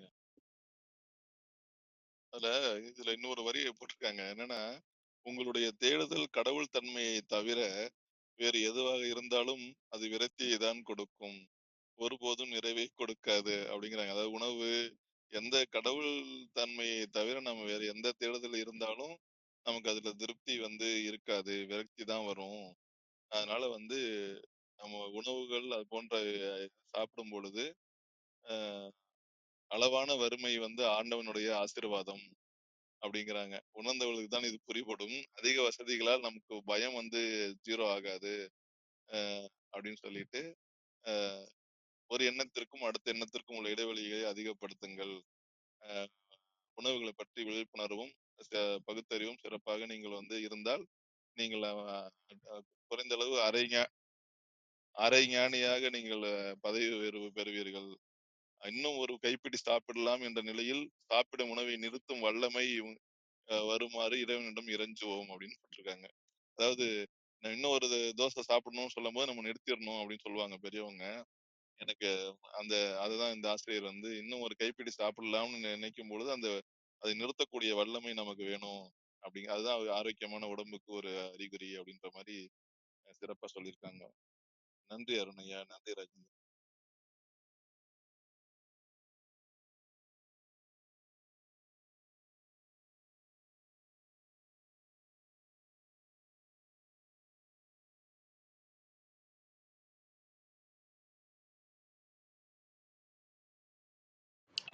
கிருஷ்ணானந்த் ஐயா, நிறைவு பகுதிக்கு வந்துட்டோம்னு நினைக்கிறேங்க. நீங்கள் பகிர்ந்துட்டு நிறைவு பண்ணுங்க ஐயா. நன்றி. பகிர்ந்துக்க முடியுமாங்க ஐயா? ஐயா வணக்கம் ஐயா, மிக்க நன்றி ஐயா. ரொம்ப தெளிவாக பார்த்து நிறைய அனுபவங்கள் நம்ம பகிர்ந்து கொண்டோம். மிக்க மகிழ்வுங்க ஐயா. நம்ம நிறைவு செய்கிற இடத்துக்கு வந்துட்டோம். வேறு எதுவும் கருத்துக்கள் குணா ஐயா ஏதாவது பகிர்ந்துக்கிறாங்களா கேளுங்க ஐயா. அரங்க ஐயா வேறு கீழே இருக்க நண்பர்கள் யாராவது பகிர்ந்துக்கிட்டாலும் சரிங்க. பகிர்ந்துக்கோங்க ஐயா. அவர் எல்லாருக்கும் சொன்னார் இந்த பாடல் உண்மைங்க அவருக்கு உண்மைங்க சொன்னாரு. உண்மைங்க உண்மைங்க. அதாவது குணா ஐயாவுக்கு நம்ம நன்றின்னு ஒரு வார்த்தையில் சொல்லிட முடியாதுங்க. குணா ஐயாவோட அந்த நினைவுத்திறனுக்கு எப்போதுமே நான் அந்த நினைவுத்திறன் நம்மக்கிட்டலாம் இல்லை அப்படிங்கிற எனக்கு ஒரு வருத்தம் உண்டு. குணா ஐயாவோட அது வந்து எப்போவோ ஒரு முறை இந்த குழுவில் வந்துட்டு போனவங்கள கூட நினைவு வச்சு அவங்களுக்கு நன்றி தெரிவிக்கக்கூடிய அந்த பண்பு இருக்குது. அது வந்து இறைப்பெரும் கருணை தான் இது. நம்ம சாதாரணமாக சொல்லி கடந்து போயிட முடியாது. அந்த கருணை, இறைவனோட கருணை குணா ஐயாவுக்கு இருக்குது. அது இருக்கிறதுனால தான் எல்லாரையும் நினைவில் வச்சு எல்லாருக்கும் நன்றி தெரிவித்து இந்த தளம் நடக்கிறதுக்கு பல முறை உண்மையாக சொல்லப்போனால் அந்த இடத்துல நம்ம சொல்கிறோம், பல முறை நம்ம யார் 4 பேர் பேச போகிறோம், நம்ம என்னத்தை இப்போ செய்ய போகிறோம், அந்த உலகத்தில் நம்ம மாற்றத்தை கொண்டு வர போகிறோமா அப்படின்னா எண்ணிய காலம் உண்டு. அப்போல்லாம் குணா ஐயா சொல்கிறதுன்னா, ஐயா வாங்க நம்ம 2 பேரும் பேசுவோங்க ஐயா, நம்ம 2 பேரும் பேசிட்டு நம்ம தெரிஞ்சதை பேசிகிட்டு இருப்போங்க ஐயா. 4 பேருக்கு எப்போவுமே அவங்க சொல்கிறது, நம்ம வந்து சொத்தை விட்டுட்டு போனால், நம்ம பொருளாதாரத்தை விட்டுட்டு போனால் அதை யாராவது எடுத்துப்பாங்க. ஆனால் நம்மளோட கற்ற அறிவை, நம்ம தேடலோட இதை நம்ம விட்டுட்டு போயிட்டோம்னா, அதை கொடுக்காம யாருக்கும் கொடுக்காம போயிட்டா அது அவ்வளோதான். அதனால் நம்ம கொடுக்கணுங்க ஐயா, கொடுக்கணிய அப்படின்னு சொல்லி எப்போவுமே சொல்லிக்கிட்டு இருக்கிறது. குணா ஐயாவோட அந்த டெடிகேஷன் மிக முக்கிய காரணம். இந்த குழுவை இந்த அளவுக்கு நம்ம செயல்பட்டு கொண்டு வர்றதுக்கும் ஒரு காரணம். குணா ஐயாவோட பங்களிப்பு மிகப்பெரிய அளப்பரியது ஒரு பங்களிப்பு. அதுக்காக அவங்களுக்கு எப்போதுமே குணா ஐயா உங்களுக்கு நாங்கள் நன்றி கடன் பட்டிருக்கோம். எல்லா சித்தர்களோட ஆசீர்வாதம், அந்த சித்தர்களோட கருணை பரிபூர்ணமாக உங்களுக்கு இருக்கிறதுனால உங்களால் இது சாத்தியமாகுது. நாங்களும் ஒரு கருவிகள், அங்கங்கே எங்கெங்கே இருந்தாலும் எங்கெங்கேயோ இருந்த வேடந்தாங்களில் பறவைகள் கூட்டுறது போல் வெவ்வேறு இடங்கள்லையும் வெவ்வேறு தலங்கள்லையும் இருந்து இந்த இடத்துல சித்தர்கள் நம்மளை ஒன்றிணைத்து ஏதோ ஒரு விஷயத்தை நடத்திட்டுருக்காங்க. இதோட பலன் நிச்சயம் ஒரு நாள் தெரியும். அந்த நாள் நம்ம செவிகளில் படுமா படாதாலாம் தெரில, நிச்சயம் அதன் பலன் ஒரு நாள் கிடைக்கும். அதற்கான நம்ம ஆனந்தப்படக்கூடிய வெகுமதி ஒன்று கிடைக்கும். அந்த நம்பிக்கை இருக்குங்கய்யா. அதுக்காக அதை எதிர்பார்த்து நம்ம செய்கிறதில்ல, நம்ம கடமையை செய்வோம். கடமைக்கான பிரதிபலன் அப்படிங்கிறத கொடுக்க வேண்டியவங்க பார்த்துக்குவாங்க. டேய் நீங்கள் நல்லா செஞ்சீங்கடா, உங்களுக்காக இந்த இதை செய்கிறேன்டாப்பா அப்படின்னு சொல்லி அவங்க பார்த்துக்குவாங்க. இந்த பூமியில் இன்றைக்கி போய்கிட்டு இருக்க நிலைமையில் அறத்தை வளர்க்க வேண்டியதும், அது அடுத்த தலைமுறைக்கு நீங்கள் ஒரு தர்மத்தை சொல்ல வேண்டியது நம்மளோட கடமையாக இருக்குது. பௌத்த பிக்குகள் வந்து சொல்ல வேண்டியது புத்தம் சரணம் கச்சாமி. புத்தம்ங்கிறது புத்தருங்கிற தனிப்பட்ட ஒரு மனிதரை சொல்கிறதில்ல. புத்தம்ங்கிறது அந்த புத்தநிலையை அடைந்த எல்லா மகான்களுக்காகவும் அந்த புத்தநிலையை வணங்குறேன், அதை சரணடைகிறேன். தர்மத்தை சரணடைகிறேன். தர்மம் இது 2 தான் புத்தர் வாழ்ந்த வரைக்கும் இருக்குது. சங்கம்ங்கிறது அதற்கு பிறகு வந்த பிற்காலத்தில் தான் சங்கம்ங்கிற வார்த்தை சேர்க்கப்பட்டதாக சொல்கிறாங்க. சங்கம் சரணம் கச்சாமி. புத்தத்தை வணங்குகிறேன். புத்தம்ங்கிறது ஒரு தனி மனிதரை குறிக்கக்கூடியதில்லை. புத்தங்கிறது அந்த பரம்பொருளாகிய பரநிலையிலே 2 கலப்பதை குறிக்கிறது. அந்த இடத்துல அந்த வலையை எல்லாமாகிய ஆதியை வணங்குகிறேன். அடுத்து அந்த ஆதி நமக்கு கற்றுக் கொடுத்த தர்மத்தை வணங்குகின்றேன் அப்படிங்கிறது தான், தர்மத்திடம் சரணடைகிறேன் அப்படிங்கிறது தான் அங்கே சொல்கிறாங்க அப்படின்ட்டு எனக்கு ஒரு புத்த பிச்சை விளக்கம் கொடுத்தாங்க. இது மதங்களுக்கு ஒரு புத்திஸ்டாக நீங்கள் பார்க்காதீங்க, இதை வந்து மதங்களுக்கு அப்பாற்பட்டு பாருங்கள் அப்படிங்கிற ரொம்ப அழகாக அவங்க சொன்னாங்க. அப்போ புத்தநிலையை வணங்குகிறேன், அந்த தர்மத்தை வணங்குகிறேன். தர்மத்தை வந்து கொண்டு போய் சேர்க்கக்கூடிய சங்கம், அதுக்கப்புறம் தான் உங்களுக்கு சங்கத்துக்கே வராங்க. இந்த புத்தரோட புத்த நிலைக்கான ஆதி நிலையை எட்டக்கூடிய தர்மத்தை சொல்கிற ஒரு சங்கம், அந்த சங்கத்தையும் வணங்குறேன்னு சொல்லி தான் சொல்கிறாங்க. அப்போ இது மதங்களுக்கு அப்பாற்பட்டது, எல்லா மதங்களுக்கும் ஏற்றுக்கொள்ளக்கூடியது தான். மனிதர்கள் ஏற்றுக்க மாட்டாங்கன்னா அதை புத்த பேச்சு சொன்னாருங்க. அந்த மாதிரி இங்கே நம்ம ஒரு விஷயத்தை நம்ம செய்யும்போது நமக்கு உறுதுணையாக இருக்க குணா ஐயாவுக்கும் நன்றிக்கடன், நம்ம நன்றின்னு ஒற்றை வார்த்தையில் சொல்ல முடியல குணா ஐயா உங்களுக்கு. அந்த நன்றிக்கடன் பட்டிருக்கோம். சித்தர்கள் இதை நடத்திட்டு போகிறாங்க. இந்த தர்மத்தை கொண்டு போய் சேர்க்கக்கூடிய அடுத்த தலைமுறைக்கு நம்ம எப்படியாவது கொண்டு போய் சேர்த்தரணும் நம்மளோட எண்ணங்கள் நம்ம தொடர்ந்து போட்டுகிட்டே இருக்கும் பார்த்தீங்களா. நிச்சயம் நல்ல ஆத்மாக்களுக்கு அது போய் சேரும். இது நல்ல ஒரு இடத்தை பிடிக்கும் அப்படிங்கிற நம்பிக்கை இருக்குது. அதெல்லாம் அவங்க பார்த்துப்பாங்க, எங்கே கொண்டு போய் சேர்க்கணும், யார் இடத்துல இதை சேர்க்கணும் அப்படிங்கிறதெல்லாம். நம்மளோட கருமை நம்மளை ஒரு கருவியாக அங்கே பயன்படுத்திக்கிறாங்க. இன்றைக்கி கூட ஒரு அன்பர் ஒருத்தவங்கள்ட்ட பேசிகிட்டு இருக்கும்போது, நம்ம சமூகத்துக்கு சேவை பண்ணுவோம், சேவை பண்ணிக்கிட்டே இருப்போம், அது ரிசல்ட்டை இறைவன் பார்த்துக்குவாங்க. நம்ம சரணாகதி தான் மிக முக்கியம். சரணாகதியில் நம்ம செய்யும்போது நடக்க வேண்டியது தானாக நடக்கும். நம்ம ரிசல்ட்டை எதிர்பார்த்து செய்ய வேண்டாம் அப்படின்னாங்க. அது மாதிரி அந்த நிலைக்கு எனக்கு ரொம்ப உறுதுணையாக பல நேரங்களில் உறுதுணையாக இருந்தவர் நம்ம குணா ஐயா. ஐயா நம்ம 2 பேராவது பேசிகிட்டு இருப்போங்க ஐயா அப்படின்னு. நம்ம விட்டால் யார் இதை தொடர போகிறாங்க அப்படின்னு நிறைய பேர் பேசிகிட்டு இருக்காங்க. வேறு தளங்களில் ஒரு இதில் பேசியிருந்தாலும் நம்ம எந்த ஒரு மதத்தையும் சாராது சித்தர்கள் தத்துவங்களை மட்டும் வைத்துக்கொண்டு உலக மனிதர்களுக்கெல்லாம் இது பொதுவான ஒரு நியதியாக இருக்கணும் அப்படிங்கிற அந்த தன்மையில் தான் பேசியிருக்கோம். நல்ல கருத்துக்கள் வரும்போது எல்லாத்தையுமே ஏற்றுக்கொள்கிறோம். கடந்த 3 ஆண்டுகளை கடந்து 4ஆம் ஆண்டு நறுக்கி போயிட்டு இருக்கோம். ஆனால் 4ஆம் ஆண்டையும் கொஞ்சம் நாளாக தொற்றுவோம். அந்த அனுபவங்கள் கொடுத்துருக்கு. இங்கே அந்த தளத்தில் வரக்கூடிய நமக்கு இறைவன் கொடுத்துருக்க பொறுமை, நிதானம், சகிப்புத்தன்மை, இப்படி நிறைய விஷயங்களில் வளர்த்துருக்காங்க சித்தர்கள். அதெல்லாம் வளர்த்து எடுத்துக்கிட்டு உன் வேலை இதில் நீ சொன்னதை மட்டும் செய்டா அப்படின்னு நம்மளை அப்படியே அழகாக கரங்களில் தாங்கி இப்படியே கொண்டு வந்துட்டுருக்காங்க. அதை பார்க்கும்போது ரொம்ப ஒரு நிறைவாக இருக்கும். அது மாதிரிங்கய்யா. மிக்க மகிழ்வுங்கய்யா குணா ஐயா பகிர்ந்து கொண்டமைக்கு. உங்களோட அர்ப்பணிப்பு இந்த தளத்துக்கு மிகப்பெரிய அர்ப்பணிப்பு. மிக்க நன்றி. கலந்து கொண்ட எல்லா அன்பர்களுக்கும் எங்கெங்கே வெவ்வேறு தளங்களில் வெவ்வேறு இடங்களில் வந்து தன்னோட கருத்துக்களை பதிய வைத்து 4 பேருக்கு அது பயன்படுத்துன்னு சொல்லிட்டு போனாங்களே, தாங்கள் தேடி இமயமலையில் தேடி அலைஞ்ச அந்த அனுபவங்களை நம்மக்கிட்ட சர்வசாதாரணமாக சொல்லிட்டு போகிறாங்கல்ல, நான் ஏன் சொல்லணும் அப்படிங்கிற இல்லாமல் பயன்படுத்துமே அவங்களுக்கு அப்படின்னு சொல்லி எத்தனையோ பேர் சொல்லியிருக்காங்க. வெளிநாடுகளில் போய் வெவ்வேறு தளங்கள்லேயும் வெவ்வேறு இடங்கள்லேயும் அவங்க பயணப்பட்டதில் கிடைத்த ஆன்மீக அனுபவங்களையும் அவங்க உணர்ந்ததையும் கொண்டு நம்ம தளத்தில் எவ்வளோ சொல்லியிருக்காங்க. எல்லாம் சித்தர்களுக்கு தான்.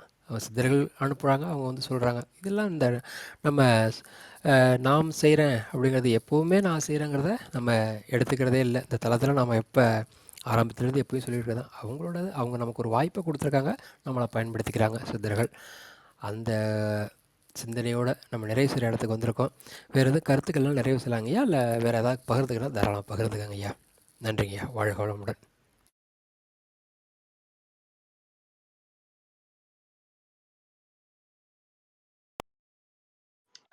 ஐயா வேறு கருத்துக்கள் எதுவும் இல்லைங்கய்யா. குணா ஐயாவுக்கு மிக்க நன்றிங்க.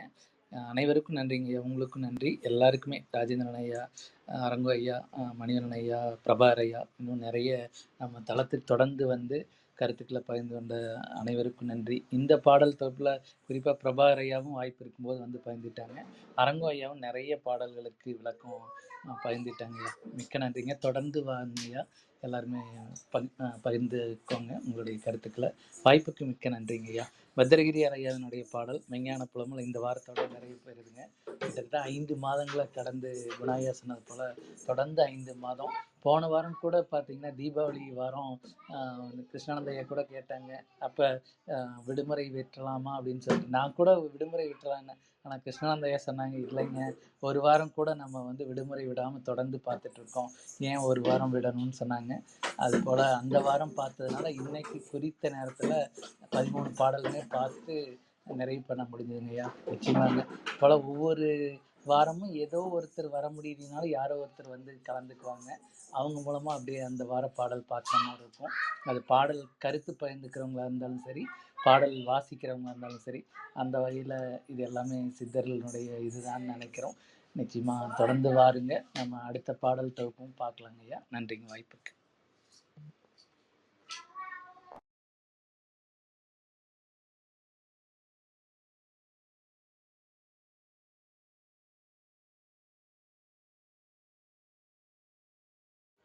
கிருஷ்ணனையா வேற கருத்துக்கள் யாருக்கு இல்லைன்னா நம்ம இது நிறைவு பண்ணிடலாமாங்கய்யா. தாலாட்டுப்படி ராஜேந்திரனையா சொல்லுங்கய்யா, ஏதாவது கருத்துக்கள் இருக்குங்களா? இல்லை, அதான் கருத்து எல்லாம் இருந்தால் தான் கேட்டேன்னா எல்லாருமே அதான் நம்ம இந்த தளத்துக்கு மிகச்சிறந்த ஒரு சாரதி மாரிங்க குணாயா. அதனால அர்ஜுனனுக்கு கிருஷ்ண பகவான் எப்படி சாரதியா இருக்காரோ அது மாதிரி இந்த தளத்துக்கே அவர் தான் சாரதிங்க. எல்லாரையும் ஐயா அவர் அதான் அவங்க மீண்டும் மீண்டும் அவர் நம்ம நன்றி சொல்றது அவர் முகஸ்துதி சொல்ற மாதிரி ஆயிடக்கூடாதுன்னு தானே நானும் கூட நீங்க பேசும்போதெல்லாம் எனக்கு கம்முனே இருக்கிறது தான்.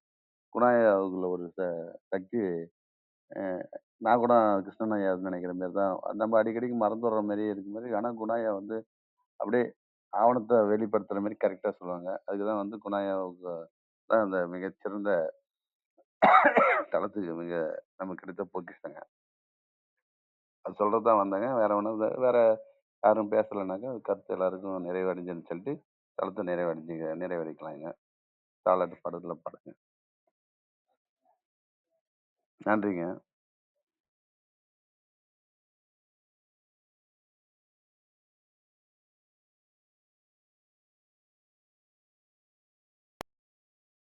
கிருஷ்ணானந்த ஐயா, வாழை தாலாட்டு ஒலிக்க செய்ய முடியுமாங்க ஐயா? ஐயா செஞ்சிடறேங்க ஐயா. நன்றி. மிக்க நன்றிங்க ஐயா. குணா ஐயா, ஏதாவது பேசுறதுக்கு வாய்ப்பு இருக்குங்களா ஐயா? ஏதாவது பகிர்ந்துக்கிறீங்களா ஐயா? நிறைவாதம். அவரு பேட்டரி லோன்னு சொன்னாருங்க அவருக்கு. ஆமாங்க ஆமாங்க ஆமாங்க ஆமாங்க. சொன்னாருங்க. அதனால வந்து நல்லதுங்க ஐயா. மிக்க மகிழ்வுங்க ஐயா. நம்ம நிறைய தகவல்கள் பகிர்ந்து கொண்டோம். கலந்து கொண்ட அனைத்து அன்பு உள்ளவங்களுக்கு நன்றி. நான் ஒரு வாழை தாலாட்டு ஒலிக்க செய்கிறேங்க. நம்ம அதோட நிறைய செய்வோம். மீண்டும் அடுத்த வாரம் சந்திப்போம். சசிகலா அம்மா வந்திருக்காங்க, ஏதாவது பகிர்ந்துக்கிறாங்களான்னு ஒரு வார்த்தை கேட்டுருவோம். நீண்ட நாளைக்கு அப்புறம் வந்திருக்காங்க. வணக்கம் சசிகலாம்மா. வாய்ப்பு இருந்தால் மேலே வாங்க. இதை பகிர்ந்துக்கிறதா நிறைவு செய்கிற இடத்துக்கு வந்துட்டோம்.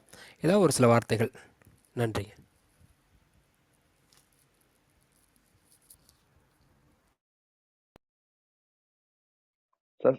சசிகலாமா வணக்கம்மா. வணக்கம். பார்த்து ரொம்ப நாளாச்சு. உங்களை வந்து அனைவருக்கும் வணக்கம். சரித்திரம் மாலை படைப்பு வணக்கம் ஐயா. சரித்திரம் கொஞ்சம் படைப்புகள் வெளிய தான் போல பார்க்குறேன். அதனால வர முடியலைங்க ஐயா. அனைவருக்கும் மாலை வணக்கம். ஐயா, நீங்க பேசுறத கேட்கலான்னு தான் வந்தேன். நிறைவு பகுதினா நான் ரீப்ளேல கேட்டுக்கிறேங்கய்யா. நிறைவு பகுதி பாடல் பாடலாங்க ஐயா. நன்றி. அனைவருக்கும் மாலை வணக்கம். நன்றி நன்றி நன்றி.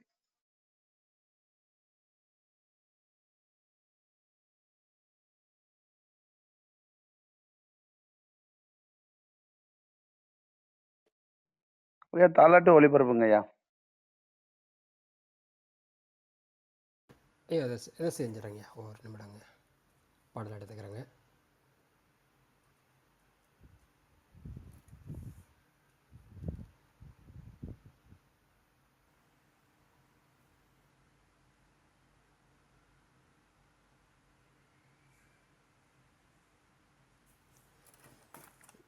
நன்றிங்க. வாழை தாலாட்டு பாடி நிறைவு செய்கிறோம். கலந்து கொண்ட அனைத்து அன்பு உள்ளங்களுக்கும் நன்றி. தொடர்ந்து நம்ம முடிந்த அளவுக்கு சித்தர்கள் பற்றி பேசிட்டு வந்துட்டுருக்கோம். சித்தர்கள் சொன்ன தர்ம முறைகளை, அவங்க சொன்ன தியான முறைகளையும் தர்ம ஒழுக்க நெறிகளையும் நம்ம சமூகத்துக்கு கொண்டு போய் சேர்க்கறதுக்கான இது பெரிய முயற்சி. நம்ம இது கூட்டு முயற்சி தான். ஊர் கூடி தேர்தலுக்க வேண்டுங்கிறது அந்த இதில் நம்ம கூட இந்த தளத்தில் சேர்ந்து பங்கெடுத்து கொண்டிருக்கும் அனைத்து அன்பு உள்ளவங்களுக்கு நன்றி. வாழை தாலாட்டுப்பாடி நம்ம நிறைவு செய்வோம். மீண்டும் அடுத்த ஒரு இனிய சந்தர்ப்பத்தில் சந்தித்து உரையாடலாம். கலந்து கொண்ட அனைத்து அன்பு உள்ளவங்களுக்கும் நன்றி. இதை ரீப்ளையில் கேட்க இருக்கின்ற அன்பு உள்ளவங்களுக்கும் நம்ம நன்றி தெரிவிச்சுக்குவோம். மிக நன்றிங்கய்யா. வாழ்க வளமுடன். இறையருளும் குருவருளும் சித்தர்களின் பேரருளும் எப்போதும் நம்மை வழிநடத்தட்டும். வாழ்க வையகம், வாழ்க வையகம், வாழ்க வளமுடன். ஆராரோ ஆரிரரோ ஆராரோ ஆரிரரோ ஆராரோ ஆரிரரோ ஆராரோ ஆரிரரோ பஞ்சு மெத்த பட்டு மெத்த நீ படுத்துறங்க தங்கம் மெத்த செஞ்சு வச்சேன் உந்தனுக்கே சின்னவளே நீ உறங்க. கண்ணும் மணி பொண்ணும் மணி கட்டழகு தங்கம் மணி காணாத காட்சியெல்லாம் கண்ணெதிரே காட்டும் மணி. பச்சை மணி பவளம் மணி அந்த பலகை ஆழ்வாலை மணி நெத்தியிலே நிலவை வச்சு நித்தம் ஒளி வீசும் மணி. கல் கண்டு பொங்க வச்சு உனக்கு காலையிலே நான் கொடுத்தேன். நீ கை சுடுது என்று சொல்ல காத்தில் ஊதி ஊதி ஊட்டி விட்டேன். வெள்ளியிலே சொம்பெடுத்து உனக்கு வீசும்படி வாள் கொடுத்தேன். வச்ச வாழை நீ குடிச்சு வாழையம் மகன் உறங்கு. உச்சியிலே ஜோதி வச்சு உண்ணாக்கில் அமுதம் வச்சு எனக்கு பந்தியிட்டு பரிமாறும் பாலகியே நீ உறங்கு. இத்தனைக்கும் மேலாக என்ன வேணும் உந்தனுக்கே எப்பவுமே நீ உறங்க என் இதய ஊஞ்சல் ஆடுதம்மா. இத்தனைக்கும் மேலாக என்ன வேணும் முந்தனுக்கே, எப்பவுமே நீ உறங்க என் இதய ஊஞ்சல் ஆடுதம்மா. ஆராரோ ஆரிராரோ, ஆராரோ ஆரிராரோ, ஆராரோ ஆரிராரோ, அத்தாளே தான் உறங்கு. ஆராரோ ஆரிராரோ, அத்தாளே தான் உறங்கு. நன்றி நன்றி நன்றி. நிறைவு செய்கிறோம். மீண்டும் அடுத்த இனியதொரு சந்தர்ப்பத்தில் அடுத்த வாரம் கலந்து கொள்வோம். மிக்க நன்றி ஐயா. வாழ்க வையகம், வாழ்க வையகம், வாழ்க வளமுடன். நிறைவு நிறைவு நிறைவு.